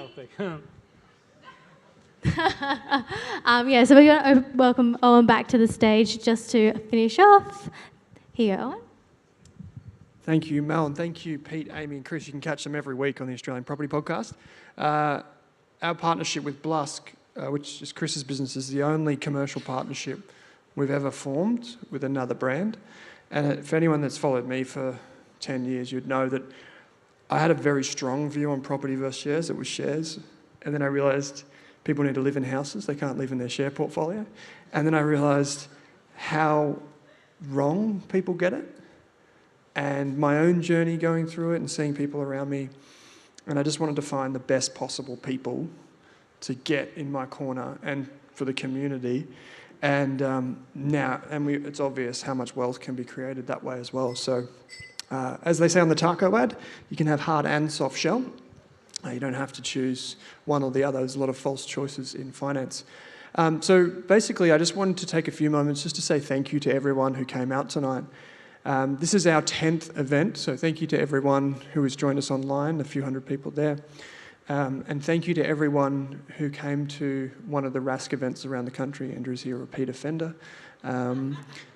I just really never thought that when I started the business in 2017 that 200,000 people would start following Rask and kind of talking about the virtues of long-term investing in the same way that we do. And it's not just us, as I said before, there's so many other great people in our industry now. And I think if we sit down now and we think about what the future holds for our industry, I think what we're going to see is we've seen a great democratization of access, which is fantastic. And now it's going to be about how can people understand themselves and the way that they relate to money and investing, and how do they get their families involved. For anyone that's in the room that has kids, older generation, even the younger generation, there are 3 things that you can give every child. You can give them your time, you can give them your money, basically, or you can give them some education. And those are basically the only 3 things you can do. A lot of people, when they come to us, they're like, yeah, but should I do a trust? It's like, you're getting it wrong. You haven't spoken to your kids in 5 years. So take a moment to reflect on that and how much time you invest in that next generation when you want to give those things to them. Because all the studies show that after 3 generations, the money's gone. Another thing that we've learned tonight and on the roadshows is that the conversations with your partner is really important. This is pretty hard for guys in particular to be vulnerable around money. So you can use a professional for this, whether it's, when I say a professional, it could be a financial advisor or a money coach or life coach or something like this to help guide you through that. And in that situation, it's kind of like an independent voice. You can pick up, say, Kate's book here, Buying Happiness, and introduces you to that. But the key thing is a lot of the time people feel defenseless, or they feel like there's nothing that they can do to win their partner over. So they're just kind of like at the mercy of whatever they do with money. Try and drag them along to one of these events. Play the podcast in the car to them. I'll give you another anecdote of my family. I was driving from Byron to Gold Coast about a year ago, and there was an Invest Like the Best podcast in the US. It's a big finance podcast, and it had a Navy SEAL on the show, and he's talking about how he helped catch Saddam Hussein. Nothing to do with investing. And I knew my brother would listen to that, but he's not going to listen to the investing one. So I made sure I played that. And then when he asked what the podcast was, I said it was Invest Like the Best, you should subscribe. I don't know if he listened to another episode, but it was my attempt to try and deceive him into listening to finance. And sometimes it's what we have to resort to. But I think the next few years for a lot of the folks in this room is going to be about that. How do you get your partner involved? I know there are a lot of plus ones here, but that's one of the big ones, your kids, your friends, your family. And solving that problem is really important, because then it will allow you to give more back to the communities around you and invest better and more productively for the future. We are going to be doing events again in 2024. We'll be here again in Sydney, no doubt. We would love if you can bring your friends and family along with you next time. The Rask Group, every time I see a Rask logo anywhere around, it brings me so much pride to see that. When Scott Pape called me, he said, don't name it after yourself. But I did it, and here we are. And I love it, and I love that everyone here can take part in this and supports us to do what we do. So thank you so much. As I like to say, onwards and upwards. We'll see you again next year. Thank you so much for the support and for sharing tonight with your friends and family. Bye for now.